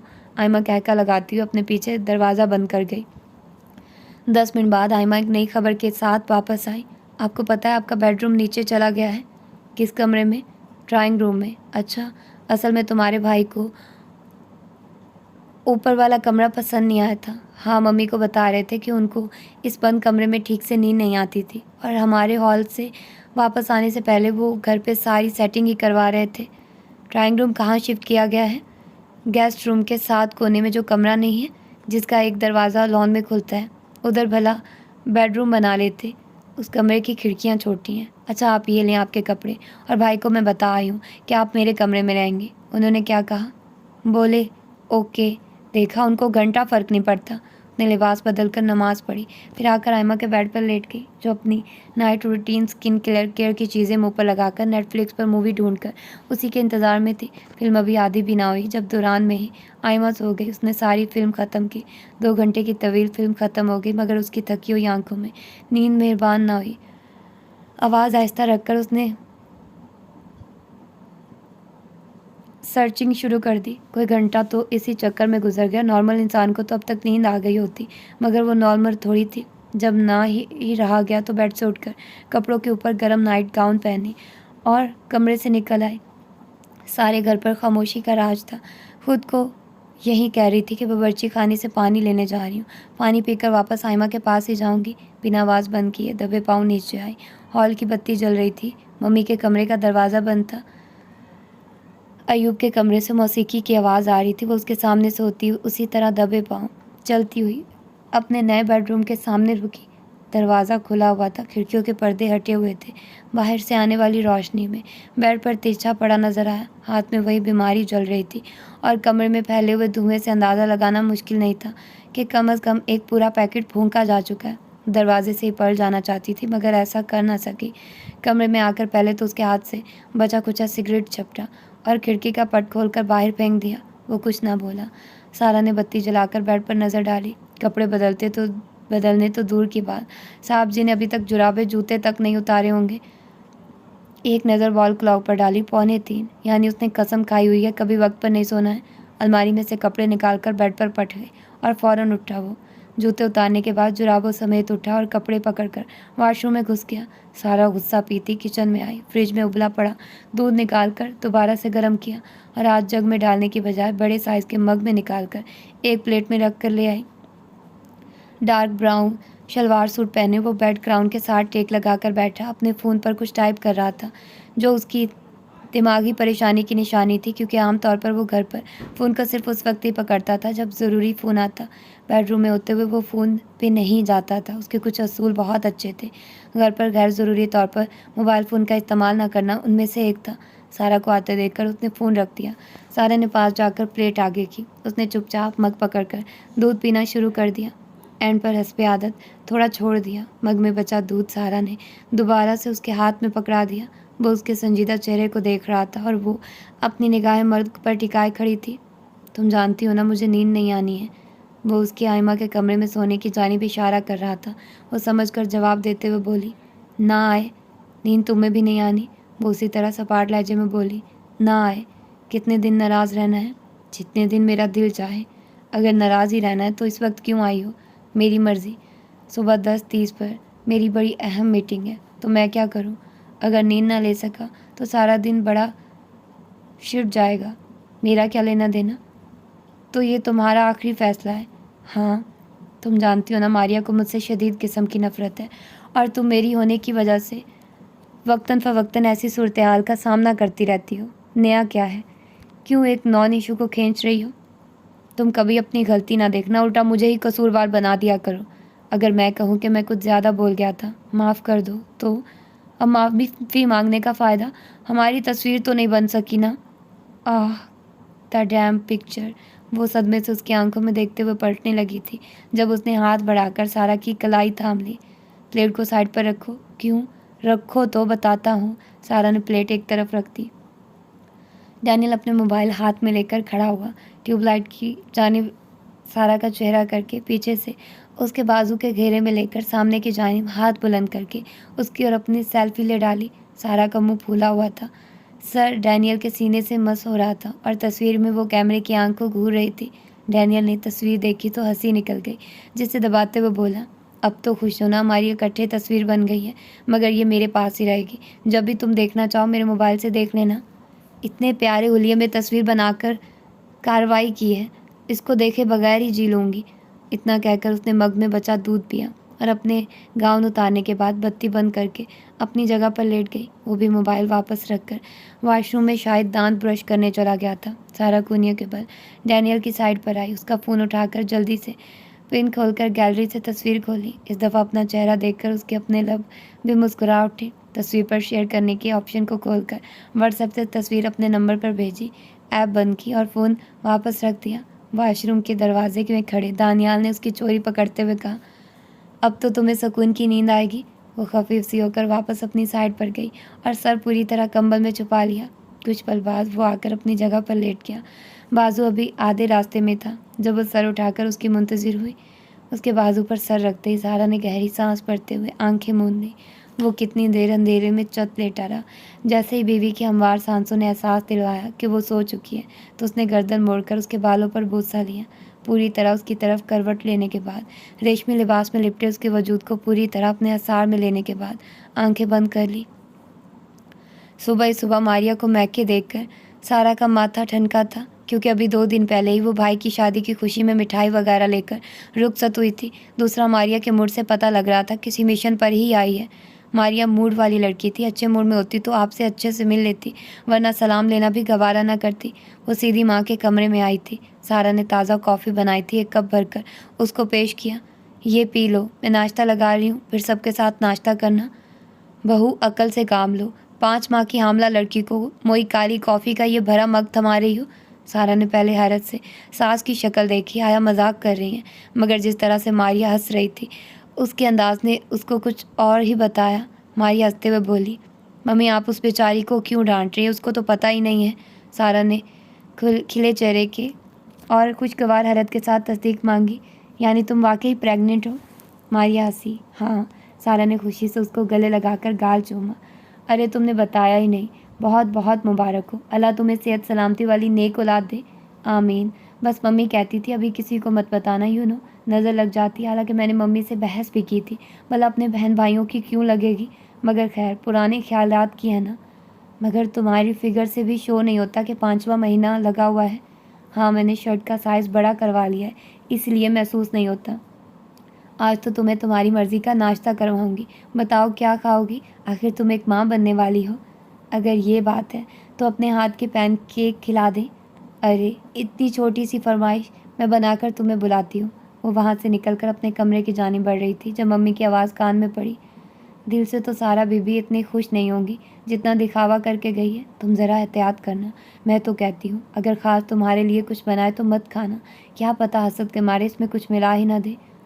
तौबा है मम्मी, ऐसी बातें करके आप मेरी जान निकाल देती हैं। सारा को अपने कानों में साए साए महसूस हुई। वो डैनियल को जगाने जा रही थी, मगर अब कदम ज़मीन का साथ छोड़ने से इनकारी हो गए। अयूब को बाहर से आते देखकर वो वहाँ से हट गई। कमरे में आकर डैनियल को उठाने की बजाय उसकी कमर से टेक लगाकर नीम दराज हो गई। मम्मी के अपने बारे में इतने अच्छे ख्यालात सुनने के बाद उसको नॉर्मल होने में थोड़ा सा वक्त चाहिए था। डैनियल की उसकी जानिब पहुँचती उसने अपना बाजू सारा की गर्दन के किल लपेटा। सारा चौंकी और नम आंखों के साथ चेहरे पर मुस्कुराहट दौड़ गई। उसने डैनियल का हाथ अपनी गिरफ्त में लिया, उसकी हथेली अपने सामने खोलकर चूम ली, पीछे मुड़कर उसके चेहरे को अपनी नज़रों का फोकस बनाया। वो आंखें बंद किए लेटा हुआ था, मगर सोया हुआ नहीं था।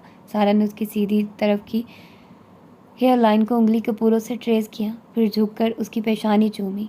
बोसा लेने के बाद चंद सेकंड तक उसकी काली घनी पलकों को देखती रही, सर झुकाकर दाएं आंख चूमी। वो भारी आवाज़ में बोला, या अल्लाह खैर, बीवी को सुबह सुबह इस गरीब पर इतना प्यार आ रहा है। सारा की हंसी निकल गई। मैं आपको ये बताने के लिए आई हूँ जनाब, मैं नाश्ता तकरीबन बना चुकी हूँ, इसलिए आप अब बिस्तर छोड़कर बाहर आ जाइए। और हाँ, मारिया आई है। क्या वक्त हुआ है? 9:30। बहन मेरी यकीनन सुबह सुबह मूड ख़राब करेगी। अब समझ आया, तुम्हें मेरे पे प्यार नहीं तरस आ रहा है, इसलिए इतनी मेहरबानी फरमाई गई। उसके मुस्कुराकर हल्का फुल्का मजाक करने पर सारा हंसते हुए थोड़ी देर पहले सास की जानिब से लगने वाले तीरों का दर्द भूल चुकी थी। आपके पास सिर्फ 20 मिनट है, मैं मारिया के लिए पैनकेक बनाने जा रही हूँ। जैसे ही तैयार हो गए मैंने नाश्ता लगा देना है। वो बिस्तर एक तरफ करके बेड से उठ गया। क्या अयूब घर पे है? सारा ने कमर को तह लगाते हुए जवाब दिया। हाँ, अभी बाहर से आया है। वो उसके करीब आया, चंद सेकंड को उसके चेहरे पर झुका, फिर बाथरूम की तरफ जाते हुए बोला, उसको कहना मुझे उससे काम है, कहीं ना जाए। अच्छा, कह देती हूँ। 2-3 मिनट में बेड के सराहने वगैरह सेट करने के बाद बावर्ची खाने को जाने से पहले मम्मी के दरवाजे में रुककर अयूब को मुखातिब किया। अयूब, डैन कह रहे हैं कहीं जाना मत, उनको शायद तुमसे कोई काम है। सारा को लगा अयूब के चेहरे का रंग बदला था। संजीदा चेहरे के साथ बोला, मैं इतना फारिग तो नहीं हूँ कि साहब जी के इंतज़ार में बैठूँ। उसको कहना मैं ऑफिस में ही होता हूँ, जो बात करनी है वहीं कर ले। अच्छा मम्मी, मैं चलता हूँ। इतनी जल्दी? नाश्ता तो करते जाओ, काम का बोझ बहुत ज़्यादा। नवाब साहब तो सारा सारा दिन यहाँ से वहाँ मीटिंग्स के नाम पर अयाशियाँ करते हैं। ऑफिस का सारा बखेड़ा तो मैं ही देख रहा हूँ। रात को मिलते हैं, अगर मेरे आने तक आप जाग रही हुई। सारा हैरत के मारे पलक तक न झपक पाई। यह आदमी अभी 2 हफ्ते पहले माँ की मिन्नतें करने पर ऑफिस जाना शुरू हुआ था और इसको अयाश कह रहा था, जिसने आज तक उसकी हर ख्वाहिश पूरी की थी। सारा के सामने अयूब के इस तरह बोलने पर नादिया बेगम ने उसको घूरी से नवाजते हुए ऊपर ऊपर से डांट दिया। बदतमीज़, शर्म नहीं आती? बाप जैसे भाई के लिए इस तरह बात करते हो? अच्छा अच्छा अम्मा, मेरा मुंह ना खुलवाना, जा रहा हूँ। तुम अपनी बेटी के साथ बैठकर साजिशों का काम जारी रखो। नादिया का बस नहीं चल रहा था, वरना बेटे को रख कर 2-3 लगा देती। सारा गुस्सा सारा पे अंडेल दिया। तुमने नाश्ता बना लिया या अभी तक बस अंदर बाहर ही घूम रही हो? इस वक्त लोग खा पी कर कामों को निकल जाते हैं, हमारे घर सुबह ही 10 बजे होती है। भूख से मेरा बीपी लो हो रहा है। भूख से बीपी लो हो रहा है? सुबह से 1 प्याली दही, साथ में फ्रूट, साथ में चाय और केक खाने के बाद भी ये आलम है? जी बस 10 मिनट चाहिए हैं। मारिया अपनी नेल पॉलिश उतार रही थी। पैनकेक बनाने से लेकर नाश्ता लगाने तक एक ही दुआ दिमाग में घूमती रही। या अल्लाह, इन लोगों की असलियत डैन पर खोल दे। ये लोग इसके साथ मुखलिस नहीं हैं। वो नाश्ते की मेज़ को आखिरी दफ़ा चेक कर रही थी कि आया सब कुछ आ गया है। तभी मारिया और मम्मी ने आकर अपनी कुर्सियाँ संभाली। सारा ने उनके पीछे आते डैन को देखा। वो सफ़ेद खद्दर के सूट के ऊपर मस्टर्ड ओनी जैकेट पहने हुए था। माथे पर सोच की लकीर थी। नाश्ते के दौरान वो माँ से पूछने लगा, मम्मी आपके घुटने का दर्द अब कैसा है? कैसा होना है बेटा, बुढ़ापा आ गया, अब ये सब चलता रहना है। मैं आपका फिजियो डॉक्टर बदल रहा हूँ। मेरे एक दोस्त ने डॉक्टर का बताया है, लड़की है, अमेरिका से पढ़ी है, अब इधर आकर अपना क्लिनिक चला रही है। मैंने कल अपनी असिस्टेंट को बोला था वो आपके लिए उस डॉक्टर से वक्त ले ले। आज वो मुझे बताएगी। आप अपने मल्टीविटामिन तो बाकायदगी से लेती हैं ना? हाँ, जब सारा को याद आता है दे देती है। मुझे तो समझ ही नहीं आती कौन सी गोली किस मकसद के लिए है। पहले मारिया यहाँ होती थी, कभी नागा नहीं हुआ था। सारा ने दिल ही दिल में दुआ की, अब इनके सामने मुझे मत सुना देना, मगर हर दुआ कबूल कब होती है? सारा, विटामिन अहम है, नागा क्यों होने देती हो? फ़ोन पर रिमाइंडर लगा दिया करो या मैं ऑफिस से कॉल करके याद दिलवा दिया करूँ। नहीं, मैं कोशिश करूँगी, अब ना भूलो। तुम इस औरत की हर बात क्यों सुनते हो? ये झूठी है। कल तुम इसकी हर बात को सर पर रखते हो, बहुत बुरे लगते हो। मारिया ने पैनकेक के साथ कांटे पर स्ट्रॉबेरी का पीस मुंह में रखते हुए कहा, दानिया जी, मुझे कुछ पैसे चाहिए हैं। कितने? 70 लाख। डैनियल ने नज़र उठाकर बहन को गौर से देखा, जैसे 70 लाख ना हुआ मीठी टॉफ़ी हो गई। उसने एक नज़र माँ पर भी डाली, जो यकसर लाताल्लुक़ नज़र आ रही थी। क्या जान सकता हूँ इतनी बड़ी रकम किस लिए चाहिए? क्यों? वैसे तो जहाँ कहीं पैसे लगाते हो वजह देख कर ही लगाते हो। Pretty much. अशर ने अपने दोस्त के साथ मिलकर एक रेस्टोरेंट खरीदा है। 10 लाख उसके पास था, वो डाउन पेमेंट में दे दिया। बैंक से कर्जा मंजूर नहीं हुआ। मैंने उसको कहा मैं तुमसे ले देती हूँ। वो तो किसी का एहसान लेने के लिए राज़ी नहीं था, मगर मैंने उसको बताया जो कुछ दानियाल के पास है वो सब कुछ मेरे बाप की जायदाद बेचकर ही बनाया गया था, इसलिए उस पर मेरा भी पूरा पूरा हक है। तुम वैसे मेरी मदद ना करना चाहो तो जायदाद में मेरा हिस्सा ही दे दो। मेज़ पर एकदम से खामोशी छा गई। सारा का जी इतना ख़राब हुआ, खाने से हाथ ही खींच लिया। वो सांस रोक के मुंतज़िर थी। डैन अभी के अभी चेक काट कर बहन के सामने रखेगा या फिर लड़ाई होगी, मगर उसको मारिया का हकारत भरा अंदाज एक आंख ना भाया।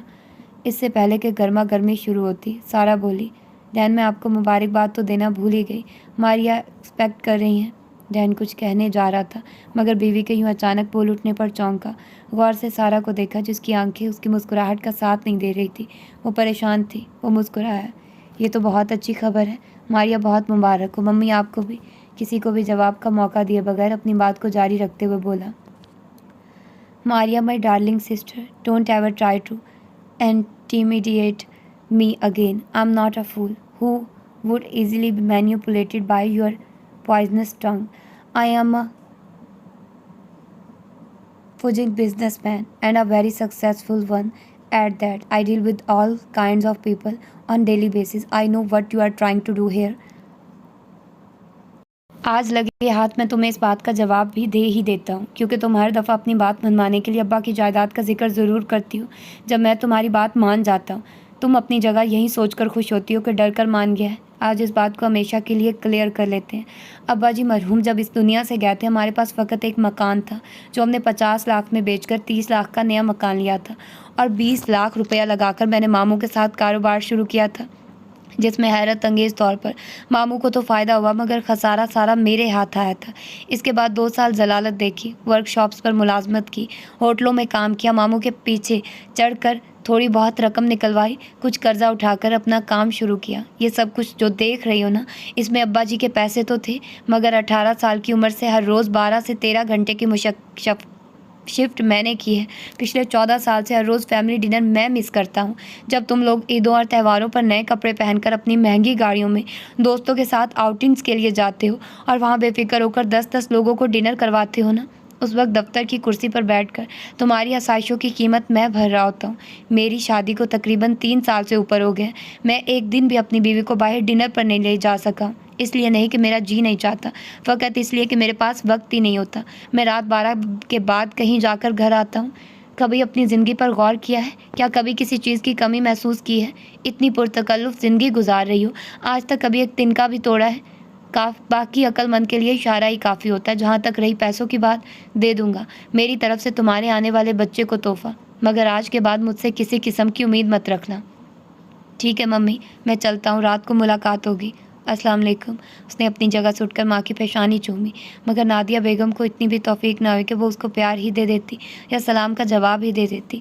सारा उठकर शौहर के पीछे जाना चाहती थी, मगर जानती थी सास का पारा हाई हो जाना, इसलिए बर्तन उठाने लग गई।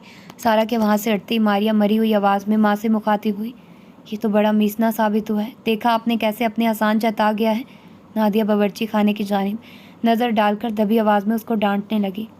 मैं भी तो तुम्हें समझा समझा कर थक गई थी कि उसके साथ प्यार से बात किया करो, भाई भाई करती रहोगी, जान भी लुटा देगा, मगर तुम भी तो उसको ऐसे मुखातिब करती हो जैसे वो तुम्हारा नौकर है। तो और क्या है, आपने उसकी शक्ल देखी है? उसको भाई बोलूं? अफ्रीकी नसाद को पता नहीं अब्बा का कैसे एक काली औरत पर दिल आ गया। उनको तो देखकर ही घिन आती है, को जाके इनसे मोहब्बत करना। सारा जानती थी वहाँ रुककर एक भी लफ्ज़ मज़ीद सुना तो वो बोल पड़ेगी। पिछले बागीचे में निकल आए, मगर दिल में वो बहुत खुश थी कि आखिरकार डैनियल ने अपनी कसम तो तोड़ी है। मार्को, आज का दिन मेरे लिए खुशाइन है। तुम वहाँ होते तो तुम्हें पता चलता। उसने आवाज़ बुलंद नहीं की, गुस्से में नहीं आया, बड़े ठंडे और सर तासुरात के साथ।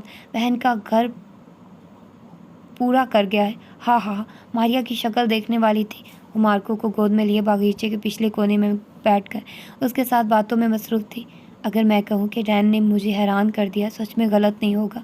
मैं हैरान हूँ क्योंकि मैं उसको बेवकूफ़ी समझती थी कि इन लोगों की असलियत नहीं देखता है, मगर मार्को ऐसा नहीं है। वो सब समझता है, जानता है, जानबूझकर उनके सामने अहमक नज़र आता है।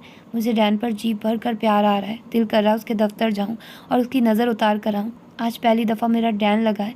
और हाँ, सबसे अहम बात तो तुम्हें बताना ही भूल गई हूँ। जानते हो उसने क्या कहा? कहने लगा एक दफ़ा भी बीवी को डिनर पर नहीं ले जा सका हूँ। अगली लाइन अहम है। बोला ये नहीं कि मेरा दिल नहीं करता है, मगर मेरे पास इतना वक्त नहीं होता है। हाय ज़ालिम, हाय ज़ालिम। इन 2 लाइनों से ना वो मेरी किताब में अपनी सारी कोताहियाँ माफ़ करवा गया है। तुम गवाह बन जाओ मार्को, मैंने अपने डैन को अब तक के मेरे हक़ में बरती जाने वाली सारी गफलत माफ़ की, दिल से माफ़ किया।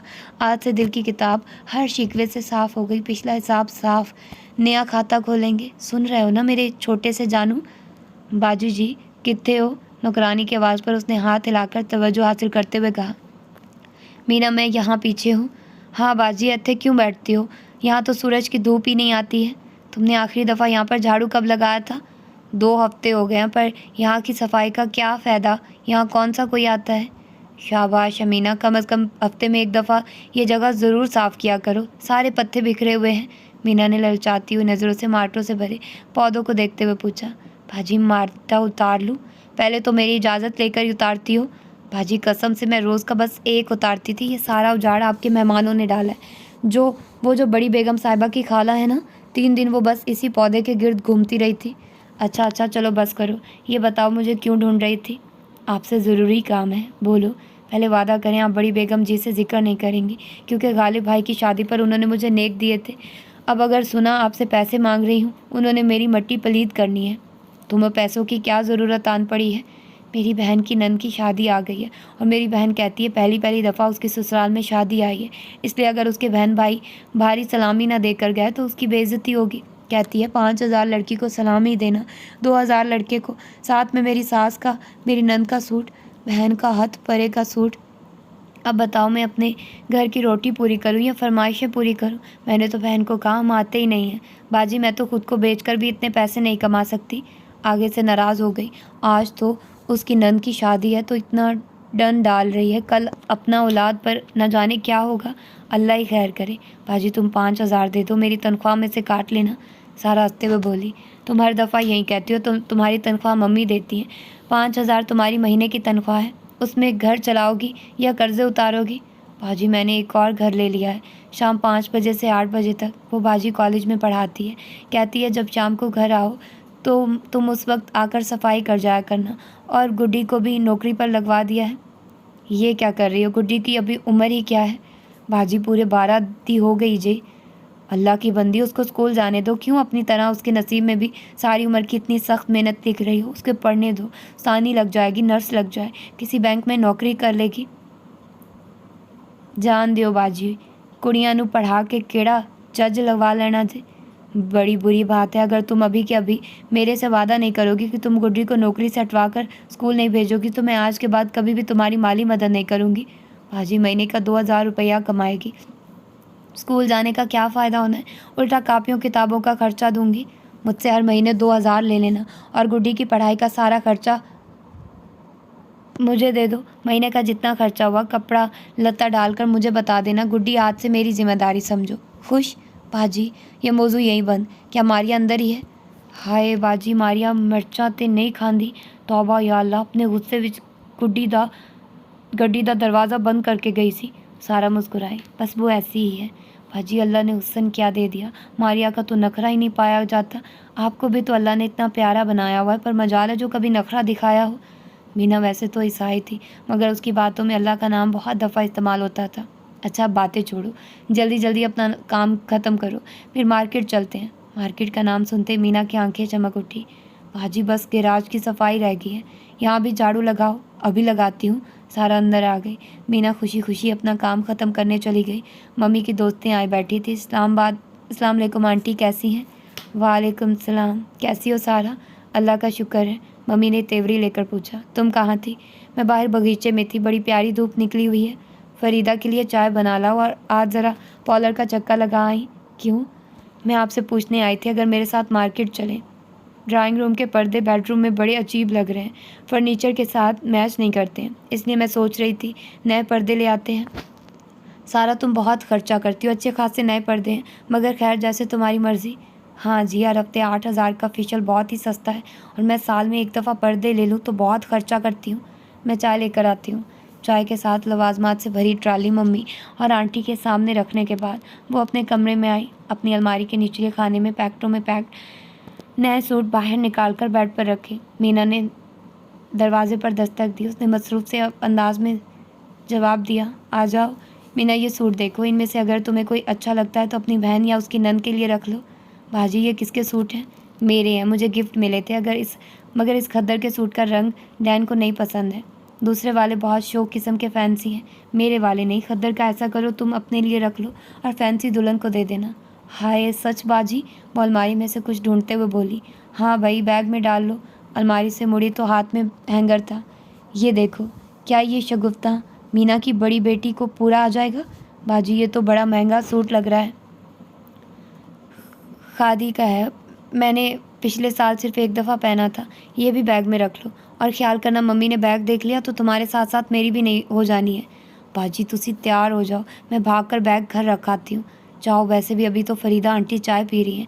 यूँ गई यूँ आई, चांद गाड़ी पर चली जाऊँगी। अच्छा रुको, फिर पैसे भी ले जाओ। दोबारा से अलमारी खोली, अंदर वाले खाने से अपने हैंड बैग में से पैसे निकालकर मीना के हवाले किए। भाजी अल्लाह आपको हीरे जैसा बेटा दे, मेरी बाजी को ज़िंदगी में कभी कोई कमी ना आए। भाजी तुम मेरे साथ बहुत भला करती हो, खुदावन तुम्हें अर्शों के रंग लगाए। आमीन। अब जाओ। जी अच्छा। आमतौर पर जब गाड़ी चाहिए होती थी वो डैन को मैसेज करती थी, मगर आज मैसेज की बजाय कॉल मिलाई। बेल जाती रही, कोई जवाब ना मिला। उसने दोबारा मिला दी। दूसरी बेल पर फ़ोन उठा लिया गया। जी। डैन की मसरूफ़ सी आवाज़ के जवाब में उसने कहा, आप कैसे हैं? दूसरी जानिब खामोशी छाई रही। फिर संजीदगी से पूछा गया, क्या वाकई ये कहने को कॉल की है या कोई काम है? यानी काम के अलावा इंसान आपको कॉल नहीं कर सकता है? मेरा तजुर्बा तो मुझे यही बताता है।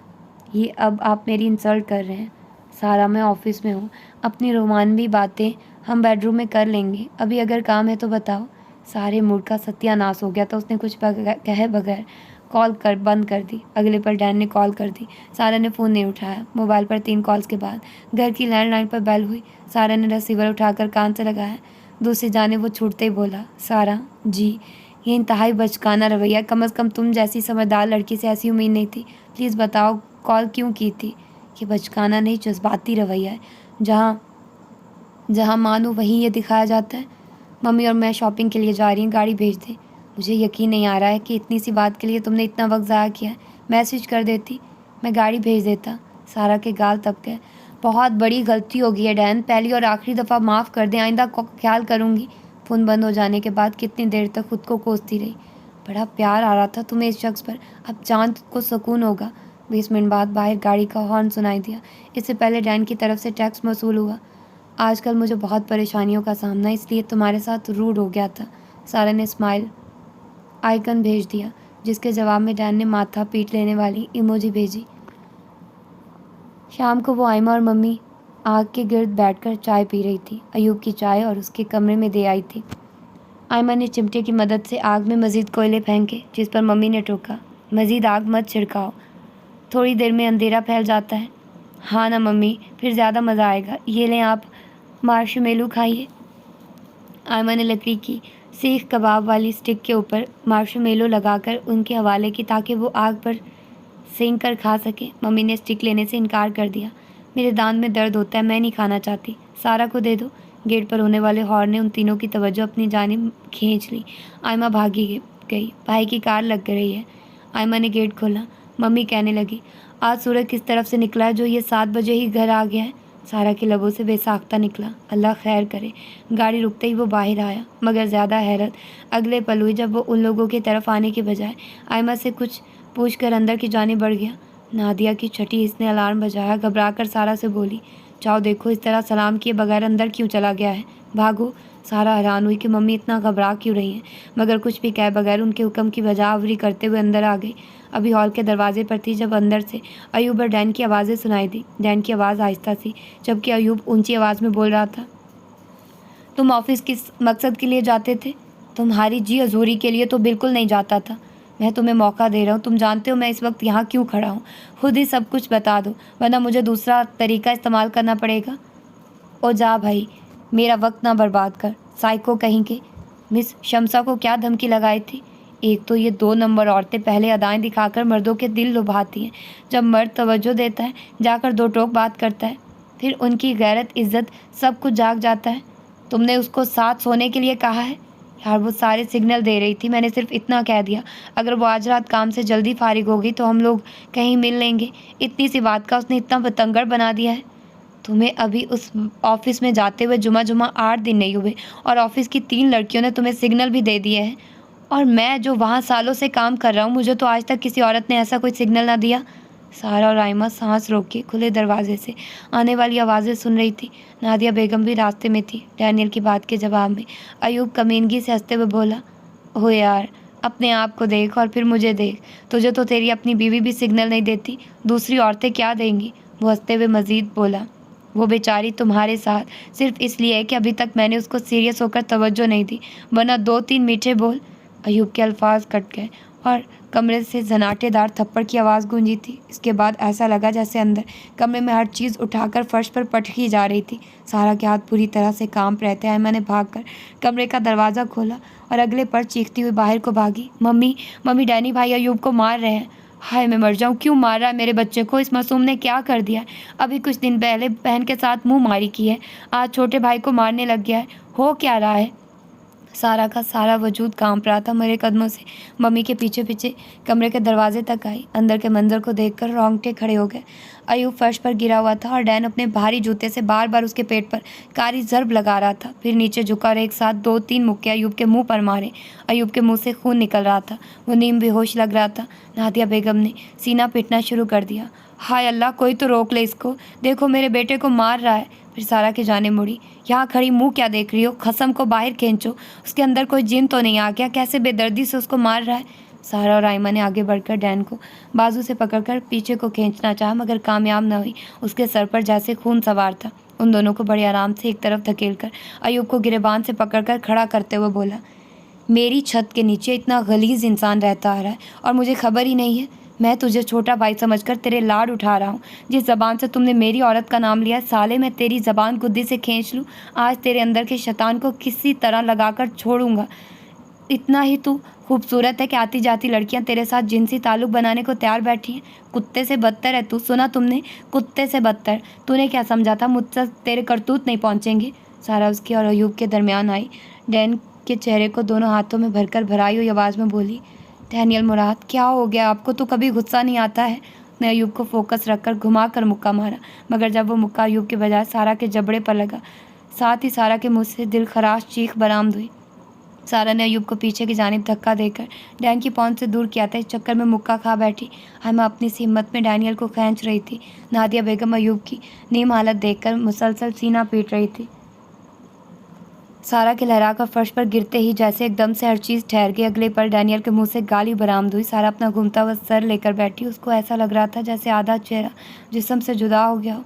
जिंदगी में पहली दफ़ा वो सारा पर चिल्लाया, तुम क्यों सामने आई थी? उसको बाहों में उठाकर सेटिंग रूम के सोफे पर बिठाने के बाद किचन से जाकर फ्रीज़र से मटरों को दानों का बैग उठाकर सारा के चेहरे पर लगाया।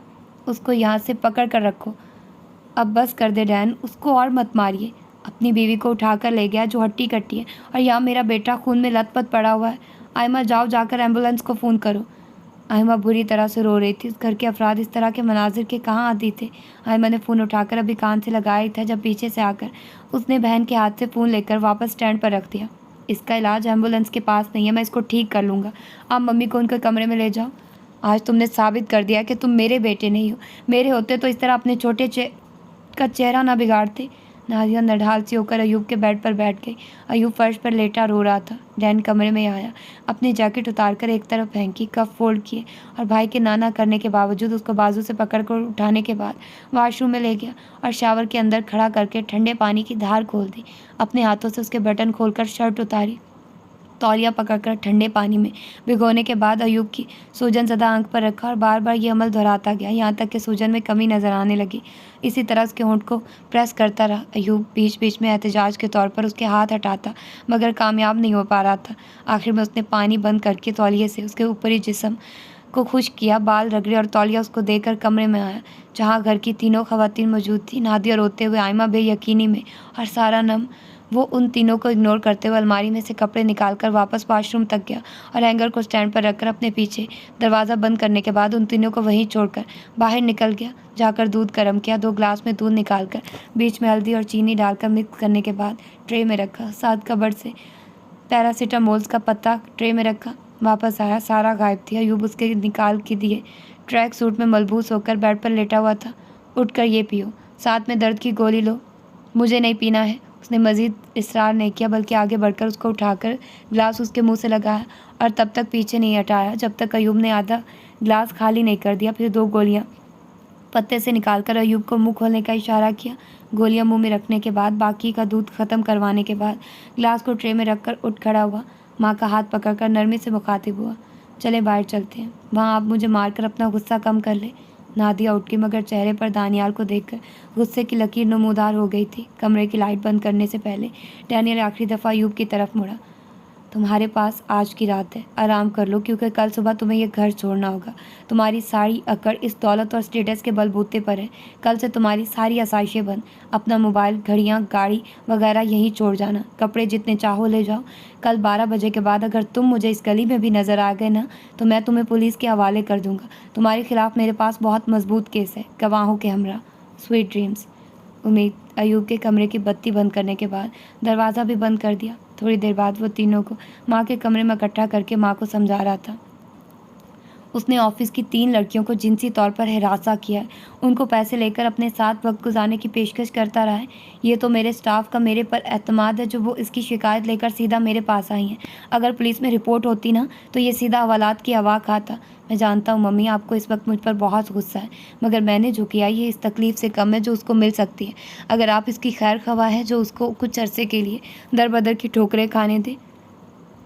वो माँ की आंखों में देखकर नरमी से समझा रहा था। आखिर में नज़र झुकाकर बोला, उसने मेरी बीवी के लिए जिस किस्म की ज़बान इस्तेमाल की है, मेरे जीते ये और मैं एक छत के नीचे नहीं रह सकते। एक दफ़ा अपनी सज़ा काट लेने के बाद अगर ये इन लड़कियों से माफ़ी मांग लेता है तो इस घर में वापस आ सकता है, मगर इसकी वापसी की सूरत में मैं ये घर छोड़ जाऊँगा। पहले तो मेरा इरादा था ऊपर अलग पोर्शन बनवाने का, मगर अब ऐसा मुमकिन नहीं रहा है। मैं सारा को अलग घर ले दूँगा। तुम पागल तो नहीं हो गए हो? क्या बकवास किए जा रहे हो? अयूब ने इस कलमुही को कौन सा तोप का गोला मार दिया? बीवी की वजह से भाई के दुश्मन बन गए हो? यहाँ से चले जाओ दानियाल, आज तुमने मेरा दिल तोड़ दिया। तुम बाप की जगह हो, तुम कैसे अपने भाई के साथ ऐसा सलूक कर सकते हो?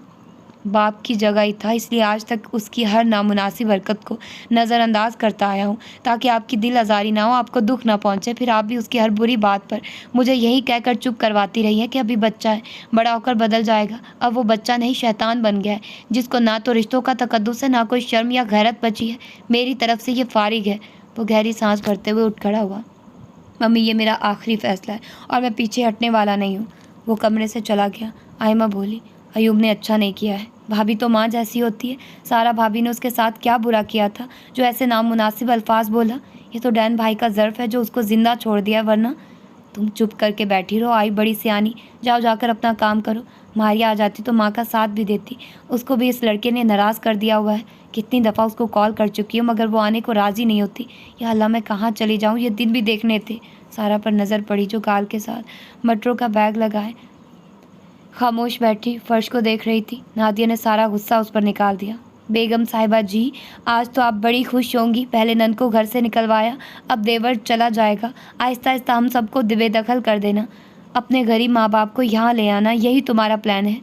भाभी ने क्या कहा है? क्यों उनको इल्ज़ाम दे रही हैं? अयूब भाई की बातें मैंने अपने कानों से सुनी है और जिनसी तौर पर किसी को हरासा करने की सज़ा जानती हैं। अच्छा खासा जुर्माना, फिर जेल अलग। शुक्र करिए डैन भाई ने अपने अंदाज में मामला संभाल लिया है। चली जाओ, तुम तो सदा से कालू की चमची रही हो। चलिए भाभी, मम्मी आप आराम करिए, सुबह तक बेहतर महसूस करेंगी। नींद किस काफिर को आनी है? मुझे नींद की गोली दो, मेरा सर दर्द से फट रहा है। सारा ने आगे बढ़कर जग से ग्लास में पानी अंडेला, दराज से गोली निकालकर उनकी जानिब बढ़ाई। मुंह में बुड़बुड़ाते हुए उन्होंने पानी और गोली पकड़ ली। उनके लेट जाने के बाद सारा बाहर आ गई। आयमा ने बत्ती और दरवाज़ा बंद कर दिया। भाभी आप लेट जाइए, मेरा सर चकरा रहा है। ऐसा लगता है जैसे मेरी आंख और बाएं तरफ से चेहरा वहाँ रहा ही नहीं है। आपको नील पड़ गया, चले आप मेरे साथ कमरे में आराम करें। वो सारा का हाथ पकड़कर उसके कमरे तक लाई। सारा समझ गई थी डैन कमरे में है, मगर वहाँ कोई नहीं था। लेट जाइए। डैन कहाँ गए हैं? घर पे ही हैं, क्योंकि गाड़ी की आवाज़ तो आई नहीं है। आप प्लीज़ लेट जाइए, मैं भाई को देखती हूँ। नहीं रुको, मैं भी तुम्हारे साथ जाती हूँ। बस बस, कभी अपना भी सोच लिया करें। हर वक्त दीवानों की तरह उनके गिर्द ही घूमती रहती हैं। खबरदार जो आप कमरे से बाहर आई। बल्कि रुकिए, आपको भी दर्द की गोली देती हूँ। आयमा जाकर उसके लिए दवा लाई। दर्द के साथ साथ उसने सारा को भी नींद की गोली दे दी, क्योंकि जानती थी वो ज़्यादा देर टिक कर नहीं पड़ेगी। सारा ने खुद को कम्बल में छुपा लिया। शाम की इस कदर अफसुर्दगी से भर गई थी। कैसे अचानक से चीज़ें इतनी बदल गई। जो रूप उसने डैन का देखा था, अभी तक उसकी तस्वीर तस्वुर में वैसे ही जिंदा थी। वो किस कदर नडर होकर मार रहा था। नरम तासुरात वाले चेहरे पर इस कदर सख्ती थी, जैसे ये कोई बिल्कुल ही अलग इंसान था। उसी को सोचते सोचते वो नींद की वादी में उतर गई। ये थी इसकी फ़र्स्ट एपिसोड और बहुत ही मज़े का लगा ये नावल। बिल्कुल हट कर, मतलब बहुत ही अलग नावल है। मैंने इस तरह का नावल आज तक नहीं पढ़ा। मुझे बहुत पसंद आ रहा है ये नावल और यकीनन आप लोग भी मेरी बात से इत्तेफाक करेंगे कि ऐसा नावल आप लोगों ने भी आज तक नहीं सुना होगा और मेरी तरह आप लोग भी इंजॉय कर रहे होंगे इस नावल को। मुझे बहुत मज़ा आ रहा है, जैसे कि वो अपनी फैमिली के साथ अब लड़ेगा और सब कुछ होगा। और जैसे कि फ़र्स्ट सीन में हमने देखा था कि वो दोनों अलग हो गए थे, तो पता नहीं कौन सी चीज़ है जिसने इन दोनों को अलग कर दिया होगा। तो फिर ठीक है, मिलते हैं इसकी सेकंड एपिसोड में। अपना ढेर सारा ख्याल रखिएगा। अल्लाह हाफिज़।